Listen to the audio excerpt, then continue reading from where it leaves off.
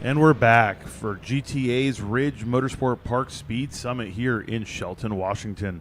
We have the lapping group out getting the track nice and warm, cleaning it up after the drifters were out there, and we'll be going straight into Time Attack Session 3, Group 3 right after this. You will see Time Attack cars on track at 2:20 p.m.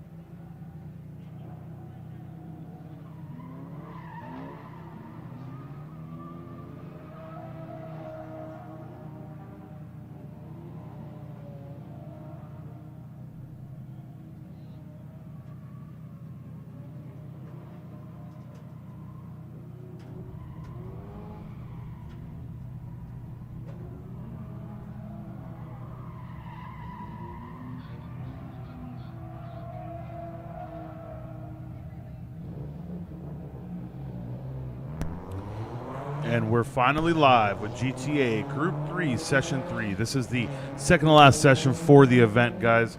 We spoke with a few drivers, people that have been having some small issues. It looks like we have a couple of people that are out for the rest of the event. Mark, who did you talk to? What did you find out? All right, so let's start out for the guys in this group. So we got James Taylor, guy here. You can actually see on the very front of his car in the picture here, see those rods going to his splitter? That's something he was dealing with earlier in the event. The splitter was over there chattering against the ground, having a big problem. And now he's fighting alignment issues. So the car is having a lot of toe issues, toe in, toe out, doing a bunch of weird stuff. So he's really struggling with that car to get it really to grips and to make it run how he wants it to run. Also, another issue was caused with Jennifer Oker. She has some issues with flat spots on tires, so that's why we saw her going slow, doing some weird things. She was trying to figure out what was going on with the car, trying to figure out what she could do to repair it, get it settled. So she finally settled on the fact that it was a flat spot on tires, and now she got some new tires, and she's rocking and rolling, ready to go. So I'm going to go back to what I asked. We have a few people that are out for the rest of the event, Mark. So what did you hear when you talked to them? Well, we got some people in different groups, the ones that we aren't having out right this minute. So we got Stefan, right? So Stefan in his car from Redline Motorworks, his car is actually out at the moment, sadly. And but I will say this. So Stefan ended up with a little bit of a motor issue, so he's going to call it quits for the rest of the day. He doesn't want to hurt it anymore. He's going to go back and get a little repair job on that bad boy so we can get it out later. But what this does do is this opens up a little bit of help for Justin Moore. Justin Moore, we saw him get towed off on a flatbed with his Subaru WRX STI, and let's just say he had a drive shaft failure. Carbon fiber drive shaft failure, completely broke in half, and that's why he was unable to continue. But with Stefan's kind of demise here, we get to see Justin rise from the ashes. So even though Justin already has the unlimited all-wheel drive record, he's going to get a drive shaft out of Stefan's car, and he's going to get to go out and try again. So they should be able to get that car up and ready. So he's ready for Group 2, which, yeah, he's still in Group 2. And so he's going to be able to go out in Group 2 and going to go attack sometime again. Yeah, we also have Efren Flores. He's going to be out for the rest of the event. He was throwing a serpentine belt, and in the haste to repair it, he forgot to tighten a few things down, and that was basically the end of his event for him also. So we're down a few drivers, but for the most part, everyone's out here on track. I hate to say it, but without those drivers out there, we are hoping that we are going to have a nice, clean final 2 sessions so they can lay down the fastest laps possible. Yeah, and I think Efren there, he had an opportunity. There was still a belt out there that he could probably get, but he was just too worried that he was going to end up throwing a belt for the 3rd time. And after 2 times of throwing the belt, he was kind of being more conscious of the other competitors and making sure that he didn't ruin any more lap time for those guys. So kudos to Efren there. I know he traveled all the way from Southern California to be here, but he's still looking out for his fellow competitors rather than himself. Looks like we have a tight little formation here going through the final corner onto the front straight. That would be... hard to tell from above. It is actually very hard to tell from above, guys. Oh, okay. Oh, okay, it's Mr. Maxwell. Looks like he's got that car pretty figured out. He actually seems to have the fastest warm-up there he's seen. Now, they were both released at the very end, so no one hindered anybody else there. Let's just hope if he plans on staying ahead of him, he doesn't hinder that lap. Joel Bergman was behind him. Then John, how do you pronounce his last name? How were you saying it? I say Janakes. It sounded great to me. John Janakes out there in the limited class C8 Corvette at the very back of this pack. We're going to see these 10 drivers lay down some laps. They're doing a pretty good job of keeping back, you know what I mean, actually doing a warm-up lap properly, because this is Charles Lincoln just now about to go across start-finish. He's on AO52s, and he's really liking this tire, but he's kind of stuck, man. He's really stuck in that 155 range. Yeah, Jason Aguilar behind him seems to be somebody who's been stuck in the same time frame, too. Let's see if he's figured it out yet.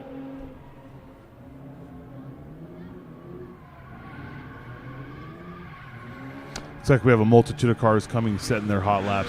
With those rods, too, if you could see on video, they were a little bent also, so... Yeah, he had to kind of bend them in a weird way to attach them to the chassis, but I do think it's one of those situations, the way they're going to pull on it. Tension cables, man. People really got to just start using tension cables, get off the rod life. Yeah. The good part about a tension cable is when you go off and hit the splitter on the ground, it doesn't bend the rod upwards. It just loosens the tension. Yeah, that's very true. Now, people, have a bad taste about them because they could say they slip and go loose, but that just comes on you installing them. You know what I mean? You got to get the right fitting on them. You got to hammer that down correctly. But tension cables are great. Jason Aguilar did lay down a faster lap, though, a 154.219 on his first lap. We got James Taylor at a 155.577. Skylar Johnson at a 55.7. Charles Lincoln at a 55.9.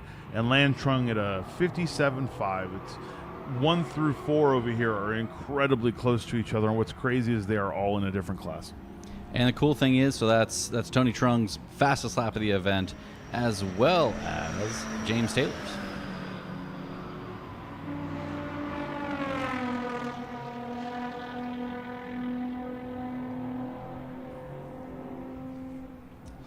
Maxwell did lay down a faster lap than Mr. Bergman there with a 206 to a 208. We did see John Janakes, too, also at a 206.044 in that Corvette.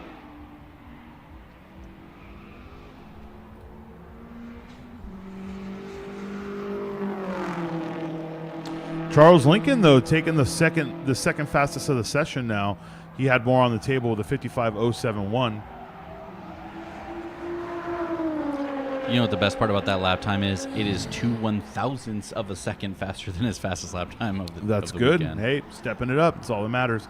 Now, like you said, though, he's kind of stuck in the same lap times. It's either he's gotten the most out of the car or he just hasn't found somewhere where he feels he can improve. Yeah, when I was talking to him, he was saying he believes he's kind of stuck in a plateau. He did spin, he said, twice during the wet sessions yesterday in the morning. And I think he believes it kind of did get in his head, and so he's having a little bit of struggle to break through those barriers. Yeah, James Taylor within a tenth of his previous lap. A little slower, but still close. Same thing with Lan Trung, 204, significantly off 6-7 seconds. Now, if he cooled it down on that lap, that would make a lot of sense if he just made a mistake and pulled off. Men Chi Chang with a 59.8, fastest lap being a 59.1. Jennifer Oker obviously went out and was immediately at the same pace she was when she was not having issues. She went out and did a 201 on her first lap. That's good to When see. she was running into issues, she was doing like 204s to 220s. So something was obviously going on with the car. But now she did a 202 on that previous lap. So maybe that's just kind of where she is. Like we said, it's the car's new to her, setup's new to her. She may not have the time. She may need to actually sit back after the event and pull data and look at everything to see where she can improve. There's a lot to take on when you're driving a brand new car on track. It's not exactly easy to take in the data and know how to improve, as opposed to driving a car for a year straight and seeing, I could be faster here, I could be faster there. You automatically know what to do with that.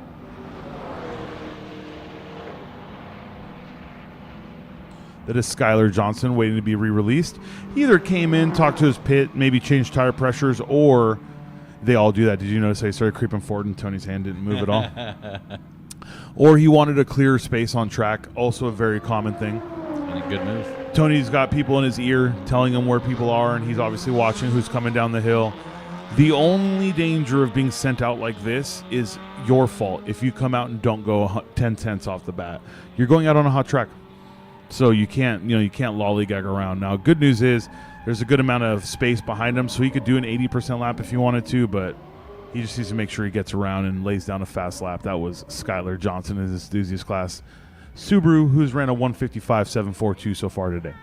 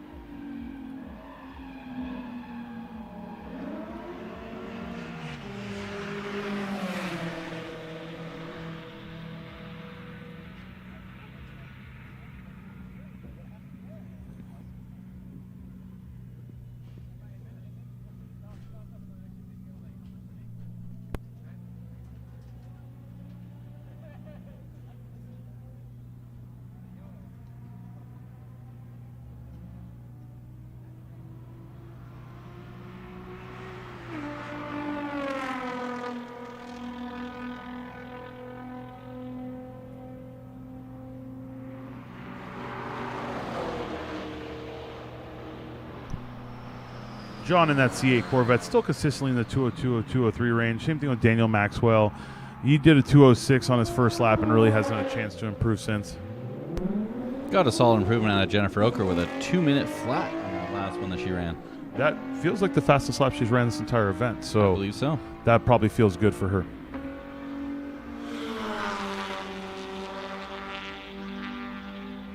And Charles Lincoln busted into the 154s. Very tight 154s. By 154.999. By 1,000th of a second. But that is his fastest lap time of the weekend. Yeah, Skylar Johnson just started his flyer. We saw him fly past start finish, so let's see if he can do better than that 155.5. I'm sorry, that 155.7. And another thing, Jason Aguilar ran a 154.2, his fastest lap of the weekend. Looks like a really good session for improvement. We're seeing him. It is. It's a little warm out there. It is. It does I feel was a little not warm. ready for that. It's, we spent it raining here all day yesterday, and the thing is, it's 69 degrees outside and it's cloud cover, but it feels so much hotter than that. Yeah, I agree. And I will say this, though. Maybe the temperature is what they needed. Maybe a little more temperature is needed in the tires. They might get a few less laps, but the temperature in the tires will be there. Another 2-minute flat out of her, just about a 10th off. Got Charles Lincoln coming back on track.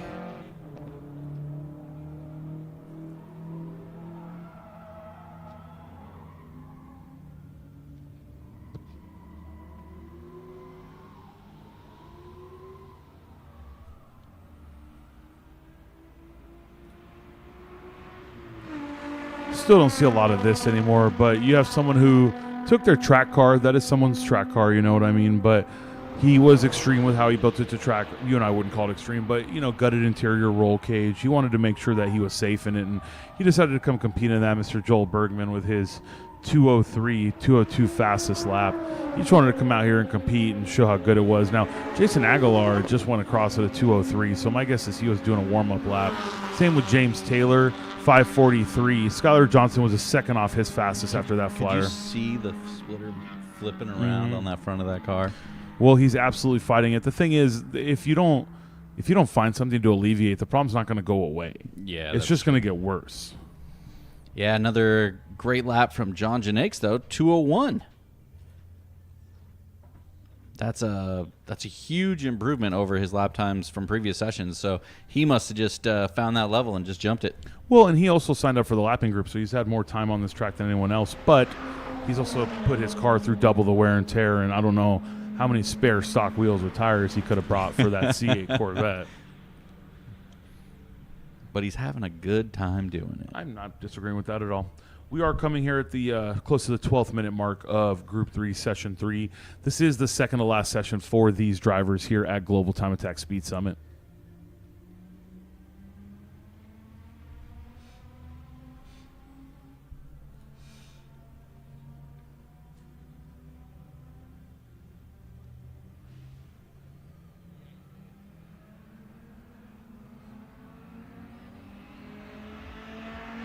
Great shot of John coming in there. Missed the apex a little bit, but was able to get the car turned in, turned down, and now he's going through the fun.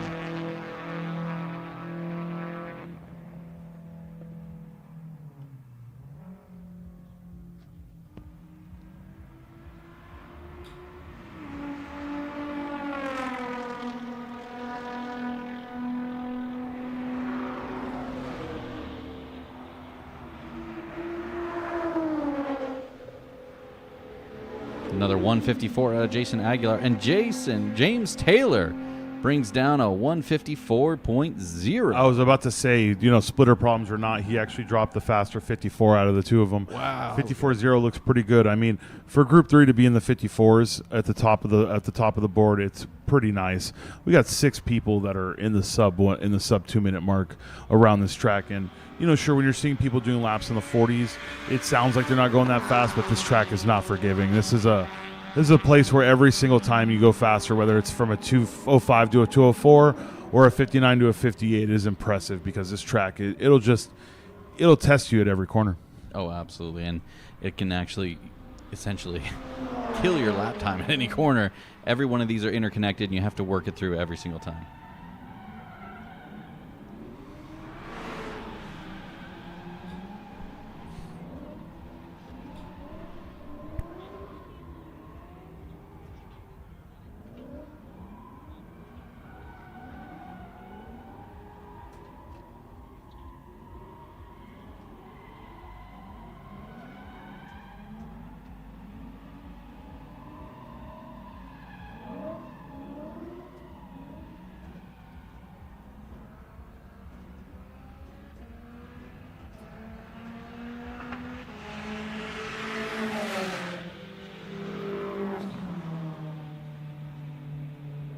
And Jennifer Oker goes into the 158.946, dropping that time on this session.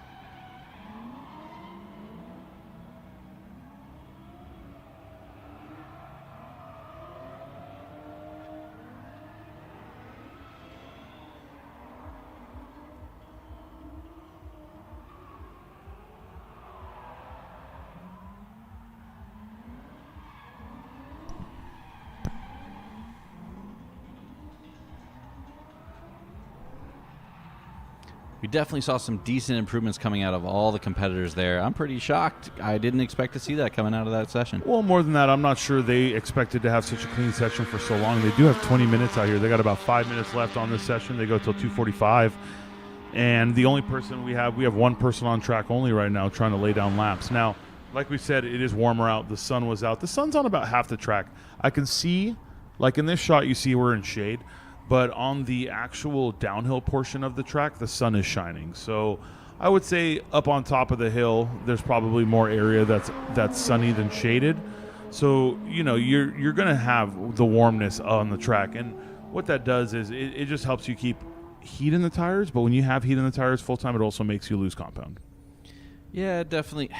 One of the things that's going to be difficult is, so these guys are out there for the whole 20 minutes. Somebody like Skyler here, right? His tires are definitely going to be overheating. That's why he's been pulling into the pits, having them adjust it, make some changes, let them cool down for a little bit. I think we still have Ming-Chi Chang out there as well. He's been turning some laps. But after about that 15-minute mark, you know, it's definitely an interesting situation. You just had Joel Bergman run a 2:01. Yeah, 2:01.0, his fastest lap of the session, actually.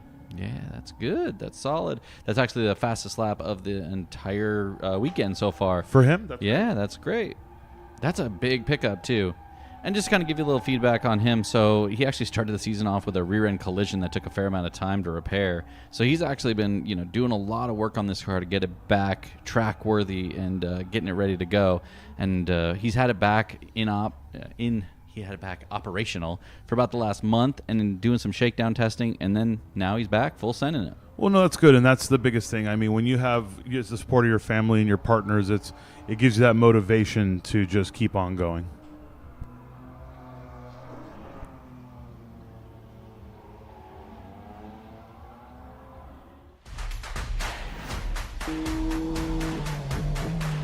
Motorsports で得た高度な技術をすべてのレイズホイール一本に込める魂は永遠に変わらない。ビヨンドザレボリューショ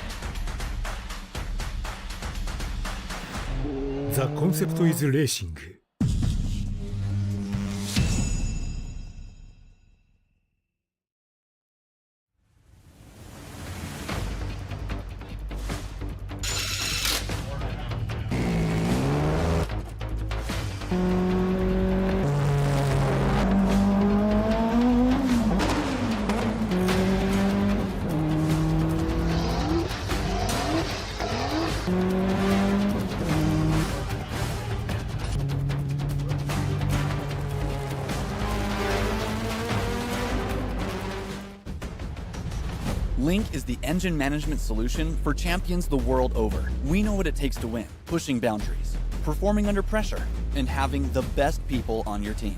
Our tech support are performance specialists, available 24 hours and ready to talk one-on-one about your winning formula. Link ECU. The performance, reliability, and power to get to the podium.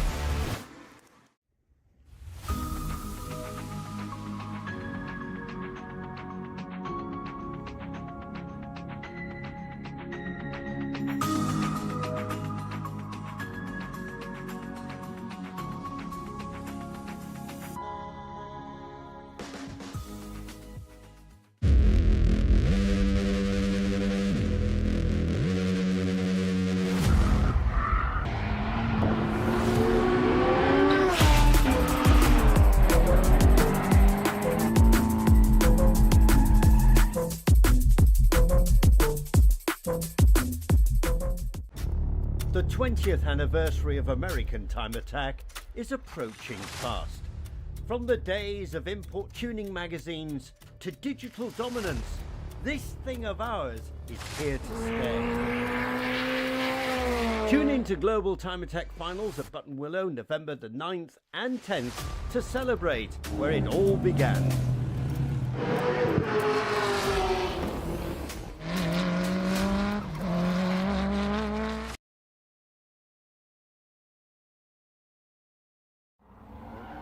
You know, I grew up on those rev speed and option videos, and I'm not going to lie, those were some of the coolest things to watch. I still have a bunch of them. They're just on VHS. You know, I can still reference this. I honestly wish I could tell you exactly what it is, but I still remember there was a video I was watching, and it had an R32, R34, I think, and then it had like a Super or something like that. And just watching, they had this amazing camera footage of the rev counter, right? RPM gauge. And they showed the R34, and they get on throttle, and it's just whipping through the RPMs, and they're just talking, you know, all the amazing things about the R34, and that's just something that always has stuck with me, and always something when I said, if you're a car enthusiast, and you can watch these videos and not think they're amazing, I just don't even know what to think about you and your thought process. Well, yeah, they were everything that we had growing up, you know? There was no instant gratification on going through Instagram Reels when we were growing up, and we had to go buy Super Street magazines and buy options videos from Super Autobox in Stanton, California, off the 5 freeway and Beach Boulevard. I know that you're not from that area, but we were lucky enough for a long time to have a Super Autobox before it closed down, and that's some real like tuner life stuff. Walk in, you know, B series and 2JZs and RBs on engine stands. You're talking a 2-story building that's just dedicated to that lifestyle. It makes sense why it went out of business. Don't get me wrong. You know, that's not sustainable. It's a DMV now. That threw me off too. But hey, at least it stayed something car related. I mean, and their wait times, you know, to get help there are just as bad as the DMV. So to be clear, it's pretty much the same place. And to give you an idea, like for me, I mean, where I was growing up at, so I had Palmdale, California, good old East Side Muffler out there, still out there, and they still have a great selection of option videos, as well as models and all sorts of other little things. And I'll give a shout out to my boy Joy out there. Those guys always do me right and always having the coolest and the most amazing things in cars. We are in Global Time Attack Session 3 right now from 2:25 to 3:35. We'll have a little lapping session there. Then at 3:40 we're back for Group 4 session, and one more Time Attack session. A little Lone Star Drift from 5:30 to 6, and then we'll have the awards, guys. Make sure to stick with us. We have Group 2 lining up as we speak for Session 3. Group 1 saw some improvement. We saw personal improvements on a lot of drivers. Nothing that put themselves in the record books or, you know, on paper as in the records. But this right here actually shows you how much we have you know, slotted these drivers around. Mr. Frazier here was in Group 1 the whole weekend until now, which means other drivers have significantly improved and has bumped him to the very front of Group 2, which is fine. He was the only street class car in Group 1, so it's not like he got bumped below someone else in his own class. Well, I will say, actually, in this situation, this is probably a benefit for Ryan.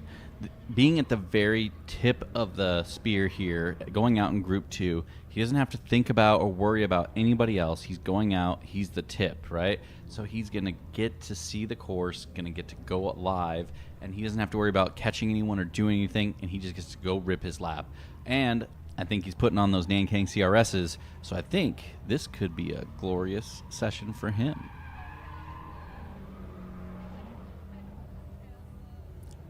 I was talking to Ray Guerrero in the garage real quick, and I was giving him some crap because I was like, all you're doing is hanging out in the garage, hiding away from everybody. He's just a quiet, calm, collected guy. He's going out on track, ripping laps, coming back in, hanging out, just a quiet guy, kind of an interesting fella there. And he's got an amazing car. You know, I think, what does it say on the side? Porsche Sugarland? Yeah, it's like a Cookie Monster thing. I don't know. I talk to Ray all the time, and, you know, the thing is, Ray is a very to-himself kind of guy. He doesn't need to go out and talk to people. He likes to just, you know, he's driven Pikes Peak many years. Really? Yeah, in the Viper.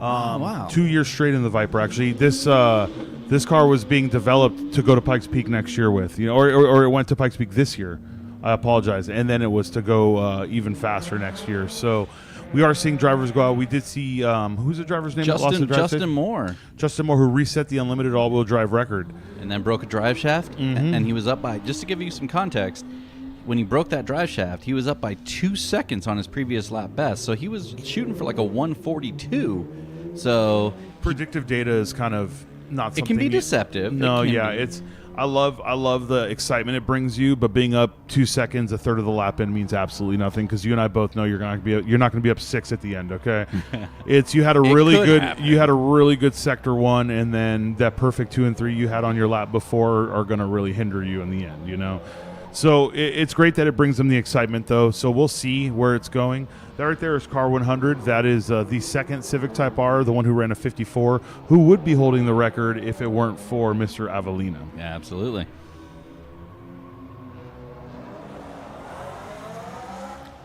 Looks like we are missing Ryan Clark from this group, though. I didn't see him. Did you? Who? Ryan Clark.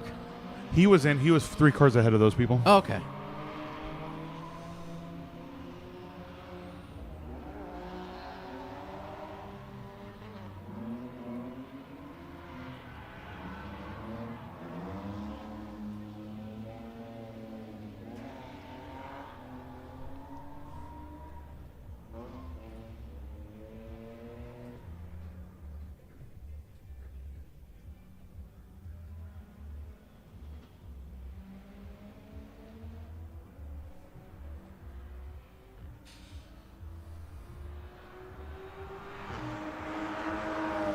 That is an awesome view.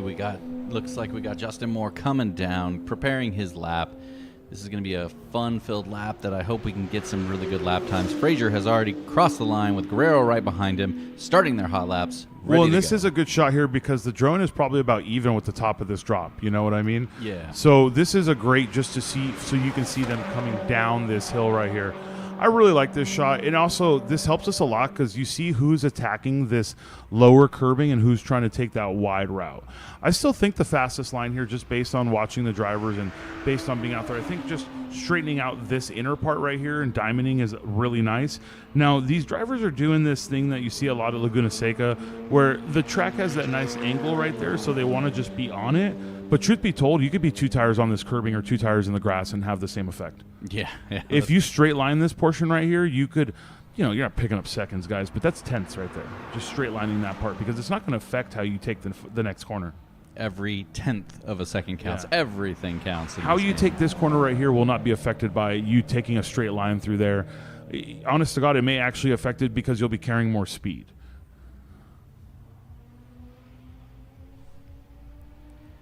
We got Edward here coming down the front straight, starting his flyer on the gas, ready to go. Yep, James already started his 2 cars ahead of him, right ahead of Jared Rourke. So right now, Ryan Frazier is out in the lead of this session with Ray Guerrero behind him.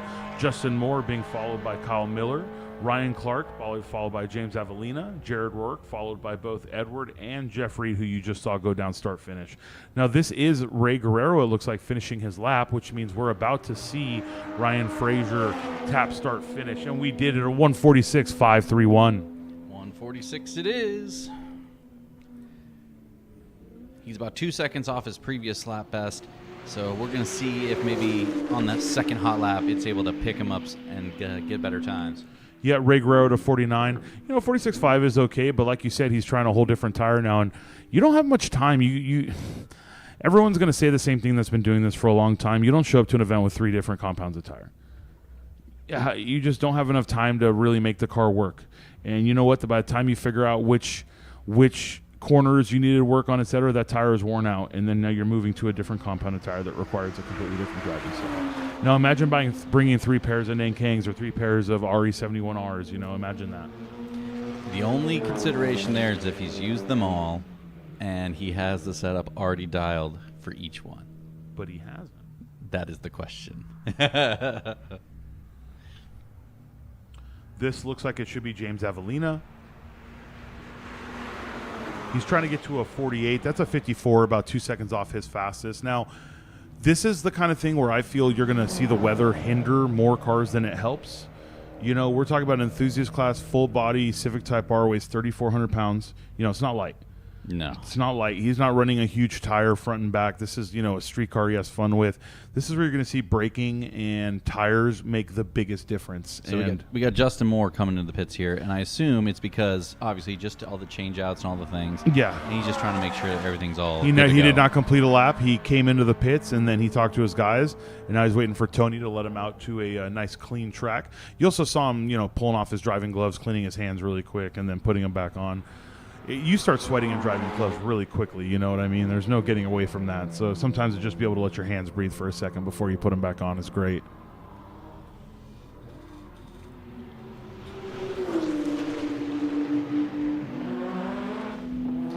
I mean, he launched that car out of the pits, so apparently that drive shaft's working good. And we got Kyle Miller here. Kyle Miller actually had some other issues, and he was actually having a lot of misfires. And over the time over lunch, he had to pull out the spark plugs in this bad boy and then re-gap all of them. And he did mention something about some prototyping of some things and trying some new things. So we'll see what happens. We'll see if he's able to gain any time. Well, more than that, you could also see how, when the drone is even with the cars up top and he's following it down right here, the car really falls away from you. Here we are. You could hit that car with a rock, no problem, and that car is completely out of my distance now. There's just all these different angles for you to truly see what this corner looks like is great. And it does look like we have a yellow flag on track. That is going to be James Avellino, a 153.610. I feel like this could be somewhere around turn 1 because they are holding it there at start finish. I'm wondering, he launched that Subaru out of the pits. The thing is, I was kind of feeling the same thing, but I felt like I didn't have to put that juju out there. You were just lended a drive shaft, and listen, carbon fiber drive shafts don't just magically break. Yeah, That's usually a vibration issue, which could be caused by an output shaft. Something internal to the transmission is finally starting to make some vibrations, and I hate to say it, we've had a carbon fiber drive shaft break on the dyno. Oh, really? Yes, sir. That must have been kind of sketch. Oh my goodness! You thought the whole motor let go, and it was a customer's car. It was on the dyno, and you know what was going on with it? The fuel tank strap was loose, and it was touching the drive shaft ever so slightly. I mean, like, imagine like the softest of touch, but all it takes is to start nicking it to make it imbalanced, and that thing just exploded. Well, and carbon in general just does not like to be nicked, really. At all. The launch wouldn't have mattered if the drive shaft was No. if everything was in perfect condition, So it could be something as silly as, rear output shaft. He's going to feel silly, though, if after he launched it, the drive shaft let go. Yeah. Because you don't have to put that kind of load on a car to get your warm-up lap going.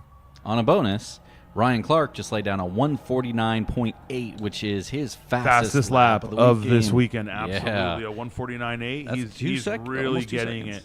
it. Ryan Frazier with the 46. I don't think that's his fastest lap, is it, though? No, I think he's got a 144 so far. A 45 or a 44. So he's still, it could be everything. Maybe it's also hard to think about it. You're setting up 3 different kinds of tires. I'm harping on this. I'm sorry. You're setting up 3 different kinds of tires, and the weather's been different every single setup. I think that actually, I'd play that more into it than anything because it is very difficult, right? So you're trying to set these tires up. You have something like an AO52, and you're trying to use those. If you try to use those in the rain, which he didn't, he was really conservative there. If you didn't try to use those in the rain, but still in the damp, those just aren't very good in those conditions. So that would probably be really a negative thing to do. But if you're trying to get this car and run it now, and then you were setting it up previously with the RE71s, yeah, that can make it more difficult. But I really applaud him, though, right? So he's doing everything he absolutely can to try to get the fastest time possible. He's trying any combination of anything that he can think of to kind of get him over that line. So, big kudos to him for putting in the effort and trying to get there.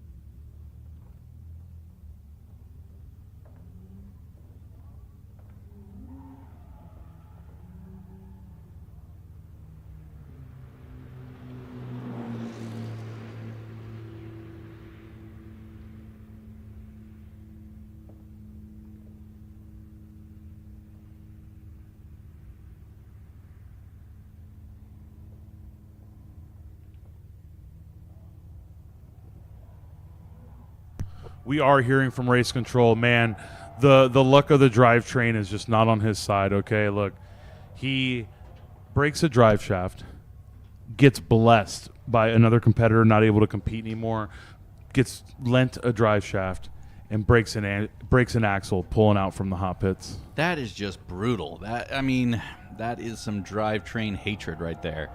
Now, one thing we could say is maybe the car didn't quite like the launch out of the pits there. Well, it's very possible, or it was at the end of its life anyways. But yeah, I mean, a sudden shock like that to any drivetrain part is always going to be, you know, the thing that hurts it. You see it a lot on drag racing cars. You know, here's the downside. You beef up everything in the drivetrain, like axles and all that, you end up breaking trannies and transfer cases, you know? So that kind of shock through four wheels will always give you a terrible day. Yeah, definitely not a good time. He's been on the side and on this truck a couple times here today. So not so much fun for him. Yeah, it does look like the truck driver is going to take the scenic route to try to keep himself out of the way of everybody. I wonder if there's an exit over to the edge over here. I hope he doesn't go into the catch there and get stuck. No, he knows. He's going to that little road right there. Yeah.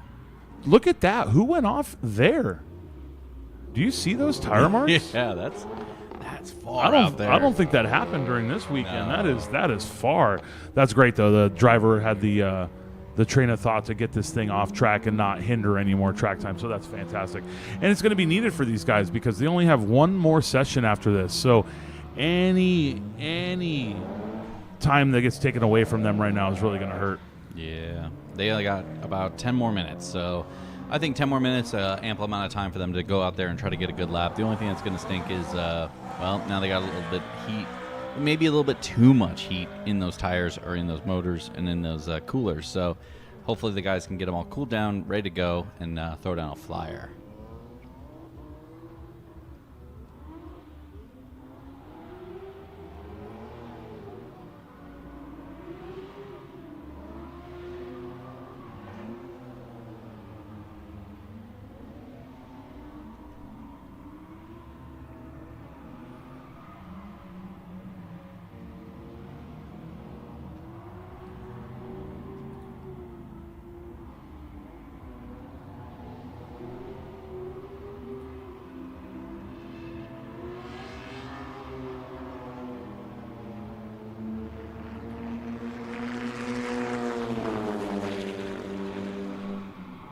There goes Ryan Clark starting his first flyer.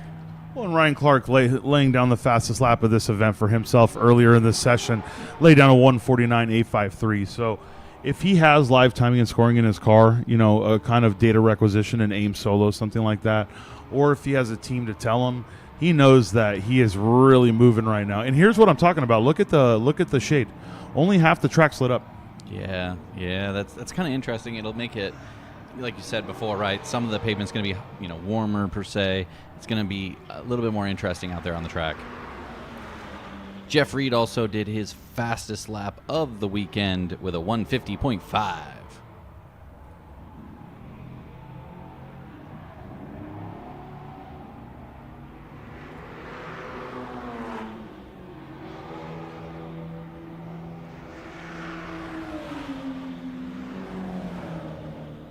Got a lot of guys going out right now, starting their hot laps. Kyle Miller, Jared Rourke, and Edward Sika. We'll go with it. Oh, we had an off. Ryan Clark, too deep. That's what happens. You start going faster, you start to find the limits. Also, it could have just been, the tires as he was on a couple cooldown laps. Tires weren't at the temperature he thought, but it was nothing major. He was able to turn around quickly and then keep on going, so he's not going to hinder anybody on track. That's what having a good gap behind you really helps you out with. So he'll be able to get back out there. He'll probably come back in, check in, make sure everything's all good with the car, and I think he'll be able to get another lap.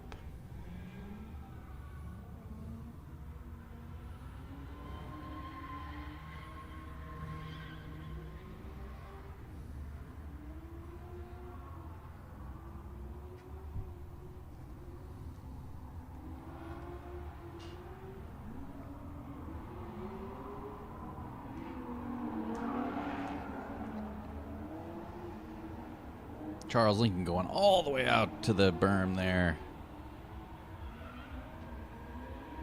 Nice little group of cars there, checking each other out, checking to see what lines they have, maybe getting some ideas. Well, that's the thing, if you're following someone and they're doing a completely different line but pulling away from you or staying consistent with you, it's a really good chance for you to try something different. Obviously, that's where Seat Time and Track Days come in. You're not trying to, a 153.264 from James, fastest of the session so far. You're not trying to change your entire game plan at an event, but, at the end of the day, if you can pick up little things here and there that add tenths, that remove tenths from your lap, I think that's a really great skill to have.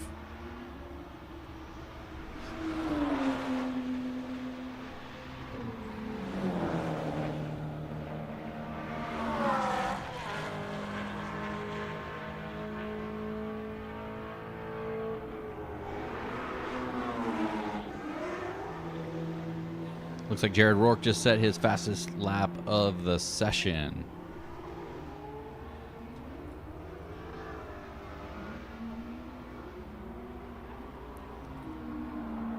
Very close to his fastest lap of the event with a 53.4, but he has currently ran a 53.3 so far.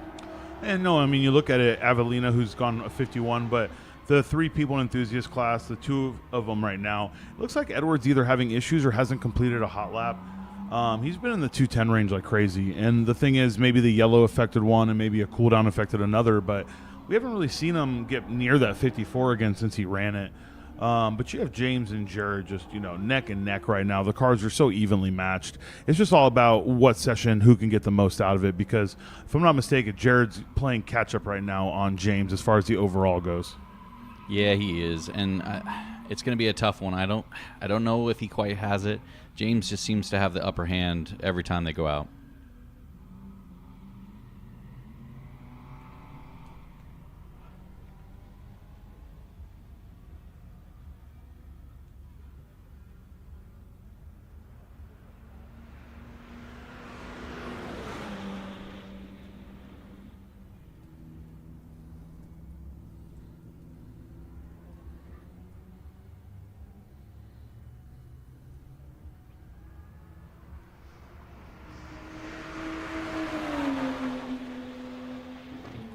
Very solid lap from Kyle Miller there, a 150.6. He has run a 149.8 as his best lap he's ever ran here, so he's pretty happy with that, but he just can't seem to quite get back into those 149 ranges anymore.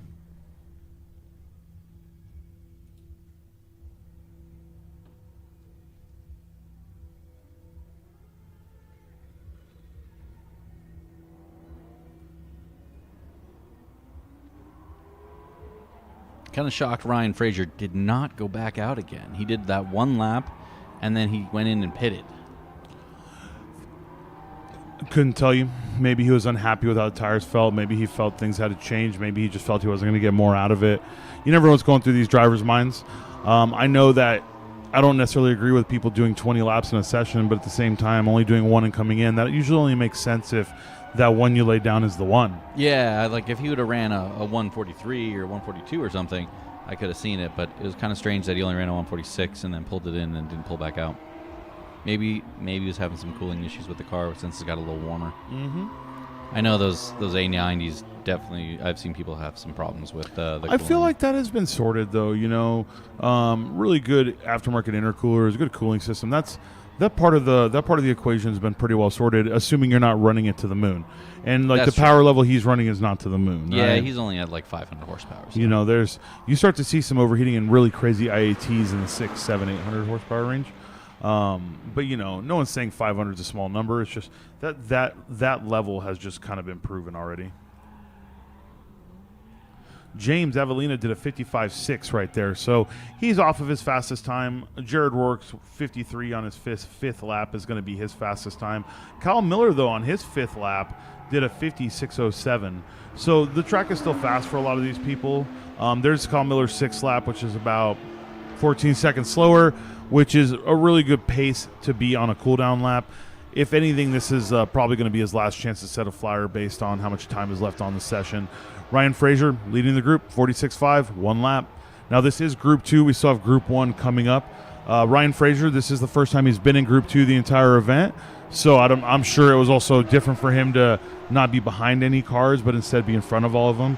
He was near the back of the last group, so now he's in front of this one, and it can feel and be completely different leading a group out rather than being in the middle or being in the back, because you have to set the pace as opposed to someone pacing you. Yeah, and I'll be honest, when I was time attacking, I always loved being at the very front of the group, mainly because depending on the situation, a lot of times I had a faster outlap than most. I distinctively remember being behind Professionally Awesome at an event, and I was just irate behind them because they were going so slow on the outlap that I could not get any heat into my tires, and I was just losing my mind behind them. And I can absolutely remember just, Tony in the back of my head going, "Gap, keep the gap, keep the gap, keep the gap," and I was just closing on them. I was probably 2 car lengths behind them, just crawling up them, trying to get them to go faster in that outlap session.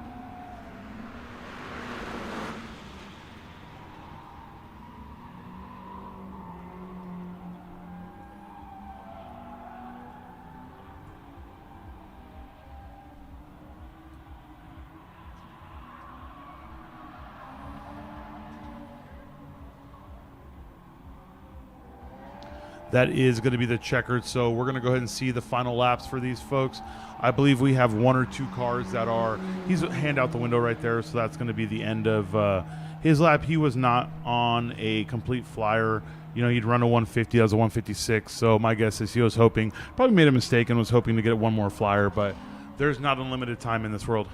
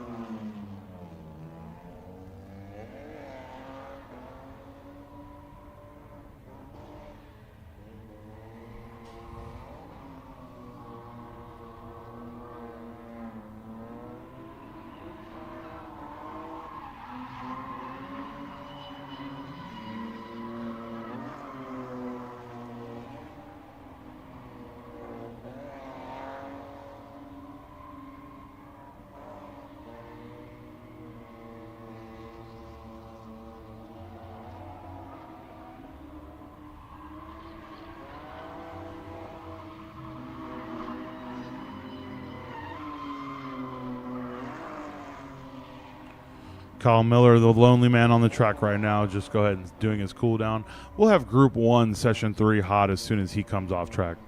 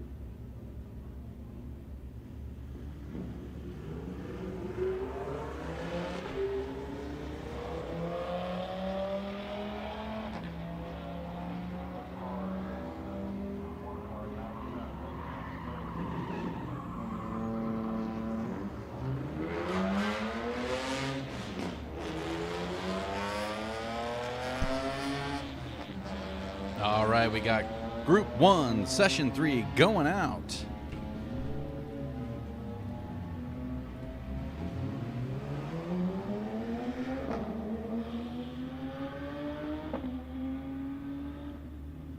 Got Alex PK's amazing suit Porsche there, and then you also have Kevin Phillips's S10.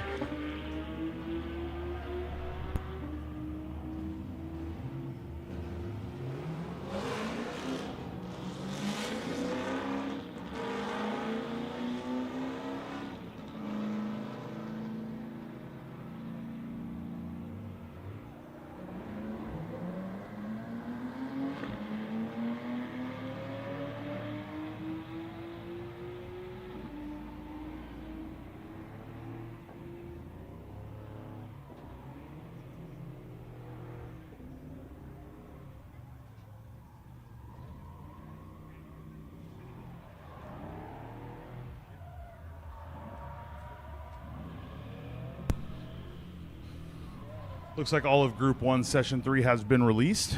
Bailey Woods leading them out. Yeah, I'll be excited to see what we can get out of this group.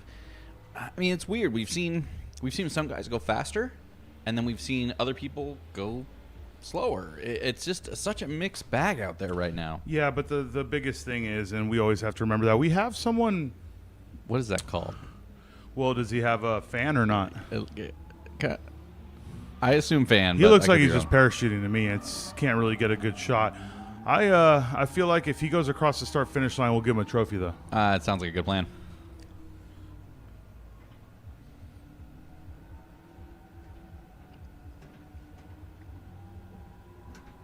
There it is right there. We got George Zhao coming down the front straight. First one to start a hot lap. This car sounds so good. You know what? He's really been pushing the limits of that car every session here, which is great. Bailey Woods is trying really hard to just put a lap together. His time is very impressive as it is, but he's not going to be happy unless he gets down into the sub 40 time frame. Yeah, I think that's absolutely correct. I think he's going to be kicking himself if he doesn't get in that sub 140 realm. Yep, Danny Payne right behind him in the GT3 Clutchworth, the Cup car, I apologize. And then Alex Paquet in the GT3 RS right behind him. Here comes Kevin Phillips in that S10.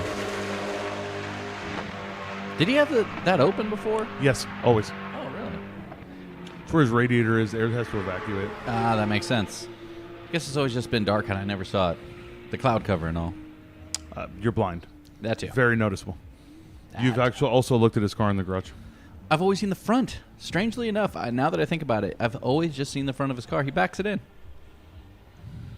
And surprisingly enough, and not a knock on Kevin, but every single time I've gone by his pits to talk to him, he's always eating. Yeah, but you know who else is eating right now? We got George Zhao. It looks like he's had a super clean lap. Let's see how he goes down the downhill. He's been carrying some pretty fast speed down here. He's been chucking this car in. I'm kind of surprised he didn't go out further to the right to get the You know, turn in there. he's found his marker. That's some people have a marker. You know Look what I at mean? that comparison to Bailey. Bailey's way out to that right. But George carried more speed. He has more aero though and more power. But Ooh, big slide there from Bailey. at the end of the day, people are going to find what works best for them. He really tightened that diamond too. That was the tightest diamond Bailey's ever done. I think he might have overshot what he was trying to do initially. But George did a 143.042. He's in the 39s now. That's what Bailey is actually trying to chase down. Yeah, it must be kind of nice for Bailey. Bailey is still the fastest car out here, though, with a 41.555. George has some time to pick up. Yeah, it must be kind of nice for Bailey, though. He's looking at George up in front of him and using him as that, what is it, a rabbit and a dog or hare or something. I don't know. There's chasing stuff. He's chasing a stick. Alex Paquet with a 143.819. Danny Payne. Uncharacteristic there. Or he has to work his way up. We see that sometimes, especially on cars like that with specific subs. Kevin Phillips Nice lap. with a 44, so he came out swinging exactly where he was originally. Now he's obviously trying to get lower than that. Yeah, he's already been down to the 143s, so, I mean, that's a close lap, but still not quite there where he wants to be. Kasem Farm coming in. Yeah, it's not going to get any cooler either. It's 70 degrees now. Last time they were out, it was 69 with cloud cover. Now it's 70 and the sun's starting to poke through. So they're really going to just have to work on themselves and not hope that the weather comes back to them. They're going to have to find the lap time on their own. So an interesting thing there. Alex Piquet, Kasem Farm, and Danny Payne all driving those Porsches, right?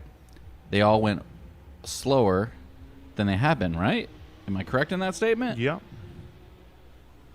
Maybe those Porsches just need a little bit more time to get those tires ready and get everything prepared to go do a hot lap. Or maybe the Porsches don't like this weather and the engine isn't as happy. That could be. There's a lot of ores we could do around here. The only ore I need you is to row away, my friend. Truth be told, him, George L, all these guys, they all tend to go faster through the session anyways. The only thing I never asked is, There's a good lap from George. 148.29, fantastic. Still a skosh off his fastest, but he's going to keep finding the pace in that car. And Bailey Woods, 140.9. That's Bailey's fastest lap. He was at a 41. Now he has to pull basically a full second out of this thing. Be careful now. Bailey also had a 140.7 earlier on. Did he? Yes, he did. He was already in the 140s. So he's 2/10 off right now. So he's still going to have to pull a full second, but then I think this is the first time we've really seen him in the 40s this fast. Because the last time he did a 40 was near the end of a session, and then he didn't have a chance to go in or do anything. Now, if this is the same Bailey as it has been this entire day, he's going to come into the pits right now. He's going to cool the car and the tires down, and he's going to go back out. But if this is a Bailey that has his own in-car lap and he feels the car is under him, if it was me, I'd keep going. Alex Piquet just did his fastest lap of the event so far with that 142.553.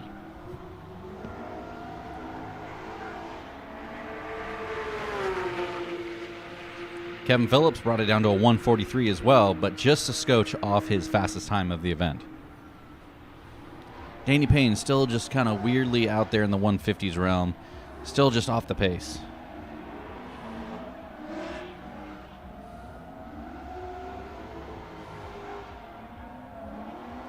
I wonder if George is going to be able to go for 3 hot laps in a row or if he's going to have to do a cool down lap.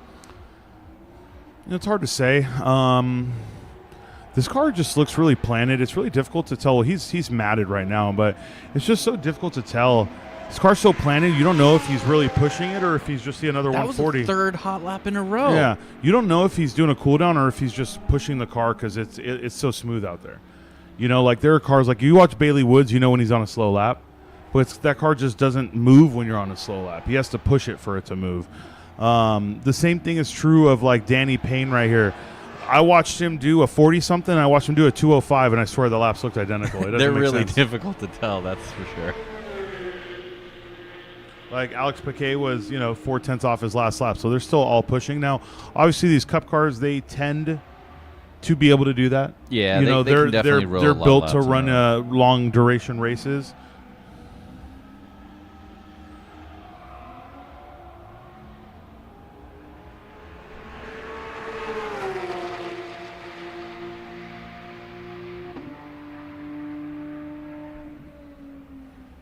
See, so Bailey Woods did do what I said, though. He brought it in. He has not finished a lap since his second one. He brought it in. I don't know if he's in the hot pits or he drove to his cold pit really quick, but either way, he's got 20 minutes. It makes a lot more sense to have your team there waiting for you, but some people just don't have the setup to be able to make all the changes on then and there. Nope, he did, though, because though you're not going to see him here, he's further up. He's coming up to Tony right now to get released, and just like that, We're following Kevin Phillips in as he goes back. Looks like he's going all the way to his cold pits to go make some changes, or if he's just done for the session. He may feel that he can't get more out of it. I mean, he did do a 43.9. He's just a 10th off his best time. Yeah, he did do a 43.9, and the car may be set up in a way where he only gets 2 laps, or he may just not have new tires and he wants to try to save some for the next session. I mean, he still has half the session, so he could easily go back to his hot pits, cold pits, whatever we want to call it, go back, get some things in order, and then come back out.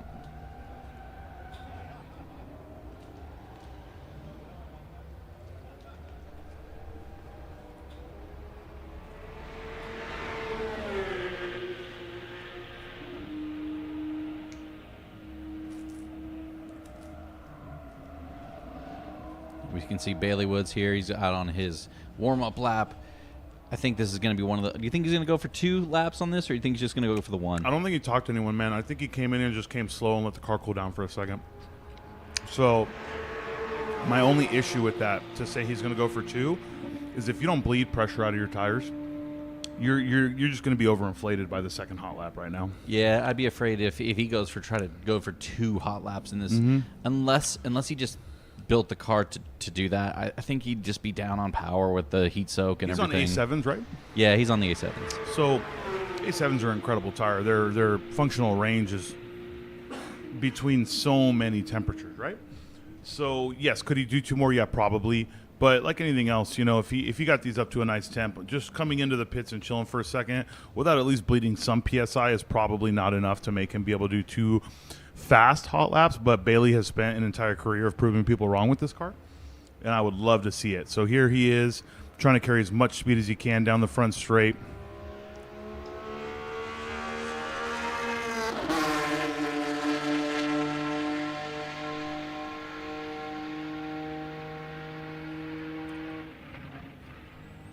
That was a little wiggle right there, it looked like. That kind of tells you something, though, because he's been really clean through that section. Is he pushing harder, or are the tires not there? Well, we could watch this. If we can watch Bailey through some of these corners right here, honestly, a lot of these corners, the setups, they really show you how well the car is set up and how the tires are doing. He's coming so quick into that Yeah, corner. he carried a lot of speed, and you know what? He held it together. There was a wiggle coming in, but it was under braking. His car looks so fast. Look at that. Splitter just hitting the ground right there. Obviously has titanium skid blocks to protect the splitter. Using every inch of the course, getting everything he can out of it. The car looks really good. He didn't really have a bad section on all the laps until right here. Remember, he was overshooting this corner. Now, that looks really looks that was good. tidy, really tidy. He was on the apex immediately. He wasn't outside 1 or 2 car lengths. Looks really good right there. He's going to go as wide as possible, and then, yeah, this laps looks really good. So here's the question, right? We just saw him with a really tidy lap, assuming that this section goes just as smooth as the rest. If he's still a second off his fastest lap right here, it just tells you he didn't have any tire left. Yeah, the tires could just be going away from him. He's now coming in the pit. See, he did what looked to us to be one of the cleanest laps he's done. Yeah, and maybe it was just one of those situations where the tires weren't there, and he had to essentially work within his means, and the tires just weren't there. And just that's a pity there. We were hoping for a really good lap and trying to see what he was going to get as he comes across the line.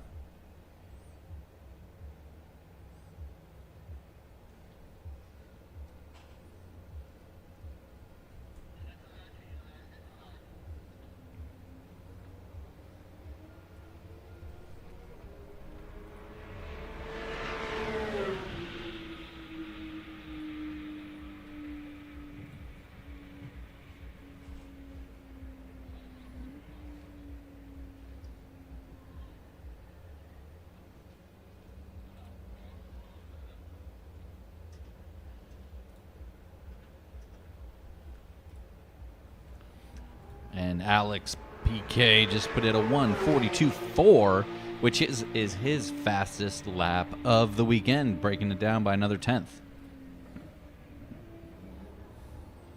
Kasem Farm here, and he's looking pretty good. This session's looking pretty stout. He's done a 1:44.8, and he's kind of just gotten to a plateau, though. He's sitting at those 1:44s. And when the weather was cold, he hit a really good time in the damp, and the car just doesn't have much more in it. He took about a half second to a second off on the dry session, and he's kind of been there ever since. Yeah. George Zhao, same thing. He did 3 hot laps back to back. We don't know if he's going to come back out, but if he does, he likes to let the car cool for a bit because that's a big Audi power plant right there. You can see him right there in his pits on the left-hand side. Yeah, and it looked like there were people around the car, so he probably is going to come back out. And just when I went over there and talked to him, one of the things that they were working on is it looks like some kind of oil leak is happening on that car. It's very minor, but this is something they're monitoring, so they're probably trying to just make sure that there's no issues with the car. He did have some very exploded and interesting exhaust situations happening, which we talked to him. We talked earlier about the situation that happened at COTA where he actually lost all of his coolant on that car. And one of the reasons why is the exhaust pipes that he had coming out of the car previously basically disintegrated. He thought it was just cracked, but actually in an underside where you couldn't see very well, they actually exploded out. So big problems there for Zhao in our previous event, and he was able to rectify that. And he's still kind of dealing with some of the issues though, because he didn't realize that it melted some pieces in the engine bay there.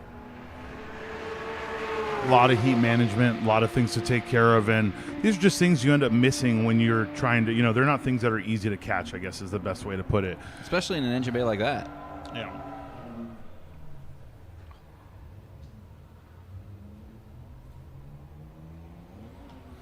George Zhao is topping the charts, though, with a 140, although he has done a 139. His 139 was an absolute blistering lap. So if he can best that in that final session of the day, I will be shocked, but I will be amazed and happy for him. He's currently got the overall limited class record and all-wheel drive limited class record.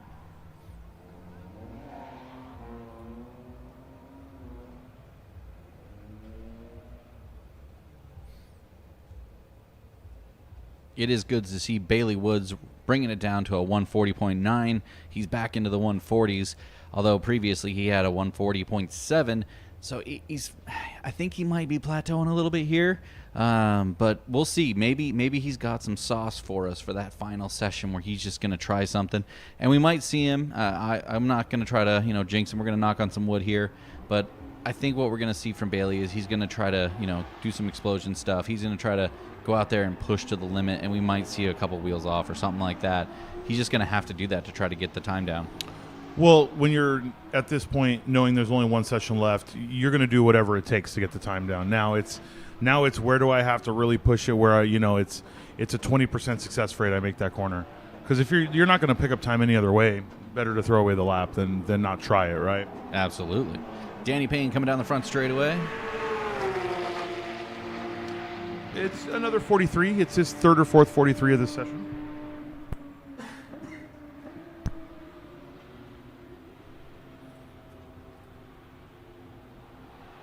And Danny Payne has done a 141, so again, he's just off the pace from his previous session. And just keeping in mind, he was not here yesterday during the rain or anything like that, so this has just been a one-day event for Danny.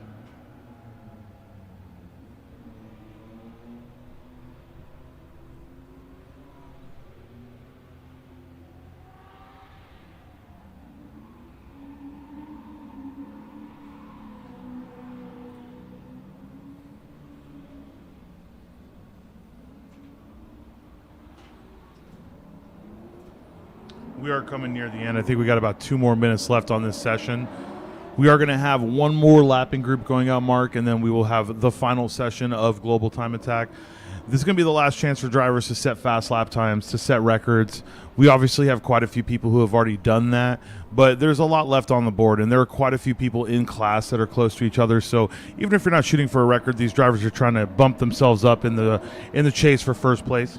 And just to recap, we got essentially the enthusiast front-wheel drive record was reset by James Avellina, limited all-wheel drive record by George Zhao, as well as the overall limited class record by George Zhao, the limited rear-wheel drive record by Yingjing Pan, and the unlimited all-wheel drive record by Justin Moore. We've had 4 records fall at this event, and actually we're really hoping to see maybe if we can get some more records to fall in that final session. We always know guys bring it and hold it and push it in that last session. So let's see what we can do.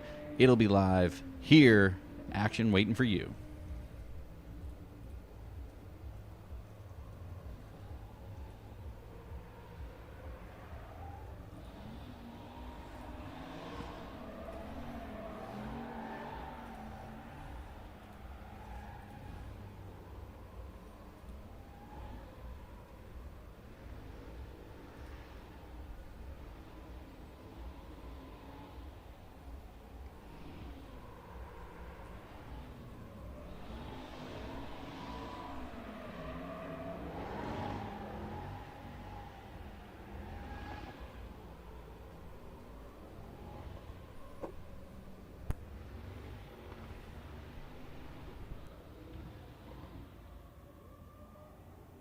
And that is going to be the checkered flag.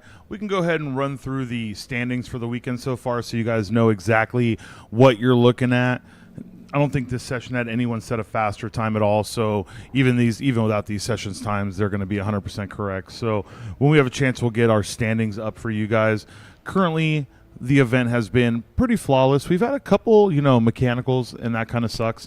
But at the end of the day, that's kind of what happens when you put on these events. You push your vehicle as far as you possibly can, and you want to be able to set a fast lap time, and sometimes that just doesn't come to fruition. Yeah, I mean, it happens, guys. Things are going to happen. We're pushing these cars to the absolute limits. The drivers are pushing themselves to the absolute limits. So it's going to happen. Functional, it's just there, right? Like, mechanical problems do happen. And I will say this, we have to try to continue to push. I will say, Grassroots Racing, those guys come from the same team, setting 2 different records in limited class. That's pretty amazing. Well, yeah, absolutely. I mean, that's what you're here for. And especially if you're here as a team with other people, it just feels good for both of you to succeed.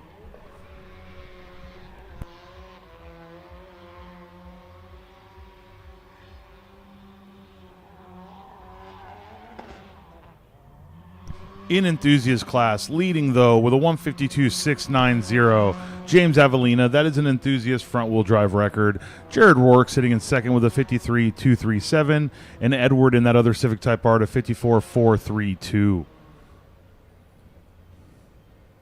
Street class being led by Ryan Frazier, and it is a significant lead. Really, it's a battle between second, third, and fourth, and Mitchell Huey has been holding it. Mitchell actually had a broken car. Yeah, it still broke. The turbo went out on that car, so he's unable to compete since early this morning. And no, it sucks. Charles Lincoln with a 54, and then Land Trung at a 57. In limited class, we have George Zhao leading and setting a record in limited class overall with a 139.471. Yingjing Pan with a 140.156, also a record in rear-wheel drive. And Kasem Farm with a 144.084. Alex PK with a 144.723. That's super tight. Alex is going to be pushing to get those last 7/10.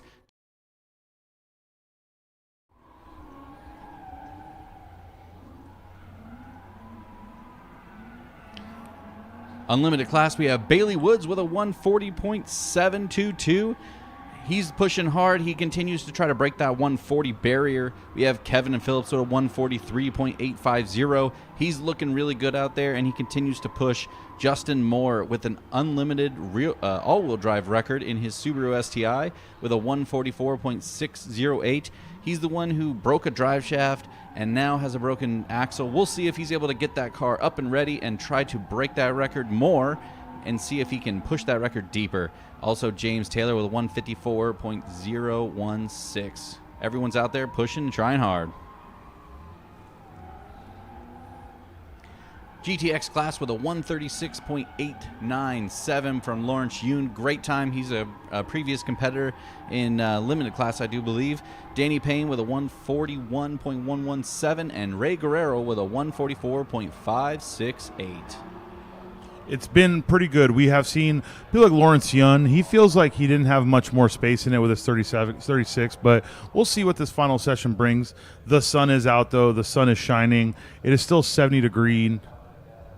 And until we are back here for the final time attack session, we will not know who will be able to win. We do come back live at 4:05 p.m. for the final time attack session. That is time attack session 4.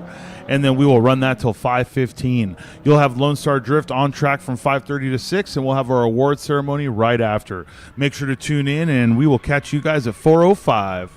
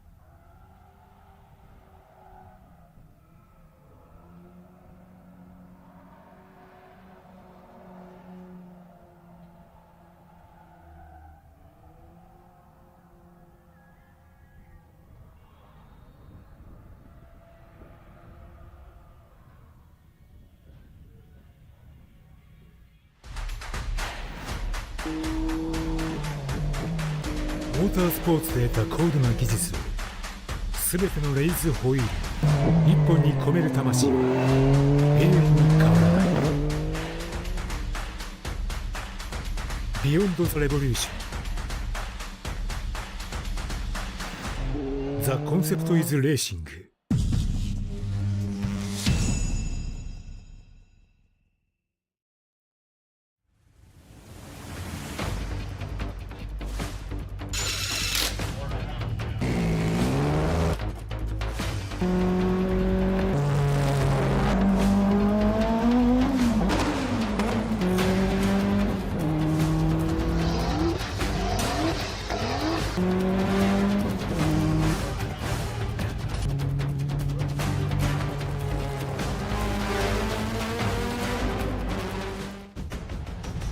Link is the engine management solution for champions the world over. We know what it takes to win, pushing boundaries, performing under pressure, and having the best people on your team. Our tech support are performance specialists, available 24 hours and ready to talk one-on-one about your winning formula. Link ECU. The performance, reliability, and power to get to the podium.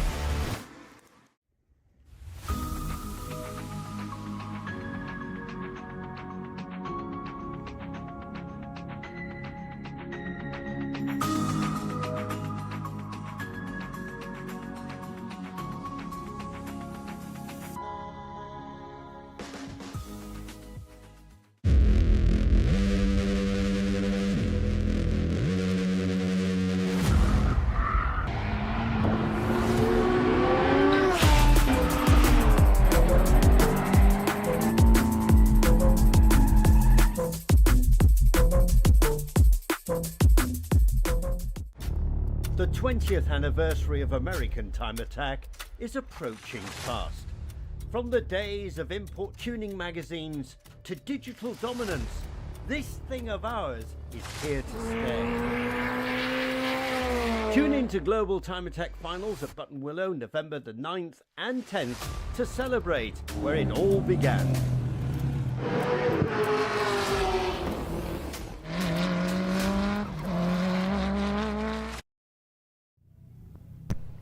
Session 4, Group 3, final run group of Global Time Attack here at Speed Summit at Ridge Motorsport Park. The last chance for these guys to put in their banker laps. Their last hurrahs, boys and girls. I know I'm excited. We have some chances here. Not very many, but there's some. We got 20 minutes of glory for these guys to go out there and try to put it down as fast as they possibly can. And we got Charles Lincoln leading the charge. I don't see Jason Aguilar, though. Don't see him. I'm kind of shocked. I was kind of expecting him to see him out there ready to go. I know James Taylor is not going to make it out into this group. He looks like he suffered a driveline issue, and his axle boot is not going to make it.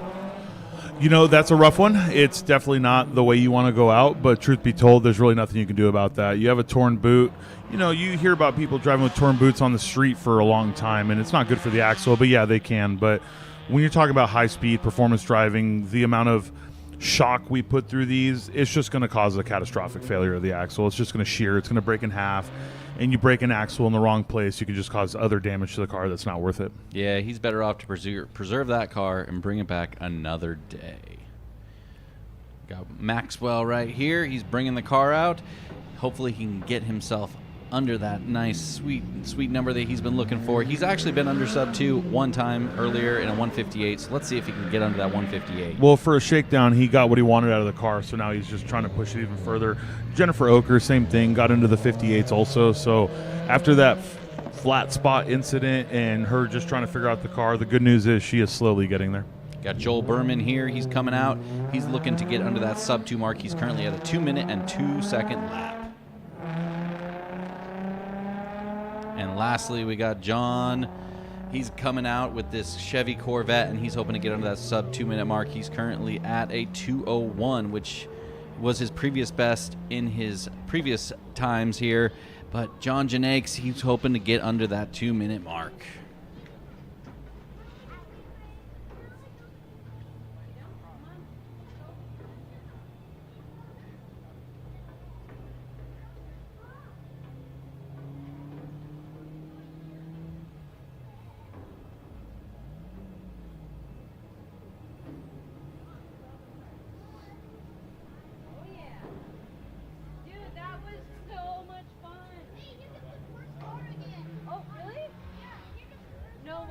ready? That's so fast.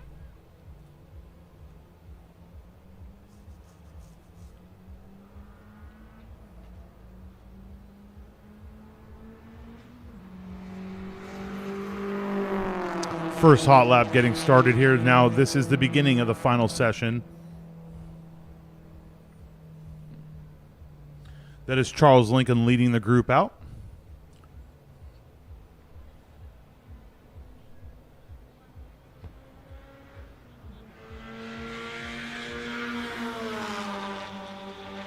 And Skylar Johnson coming in to follow. Got Tony Trung coming across the line here to start his hot lap. Let's see if he can get that braking under control and wrestle that horsepower of that Audi into submission. Yeah, he's got plenty of power for the track. He's just going to have to really make use of what he has. I think that's the hard part when you have only ever driven a car one way. You know, you didn't work your way up to said parts. When you've been on 315s the whole time and you'd never even tracked the car on 265s or 255s, it's so hard for you to comprehend how little grip there is, where if you started on a standard, you know, tire size 245, 255, 265, it's so much easier for you to comprehend how much more grip the 315s gave you.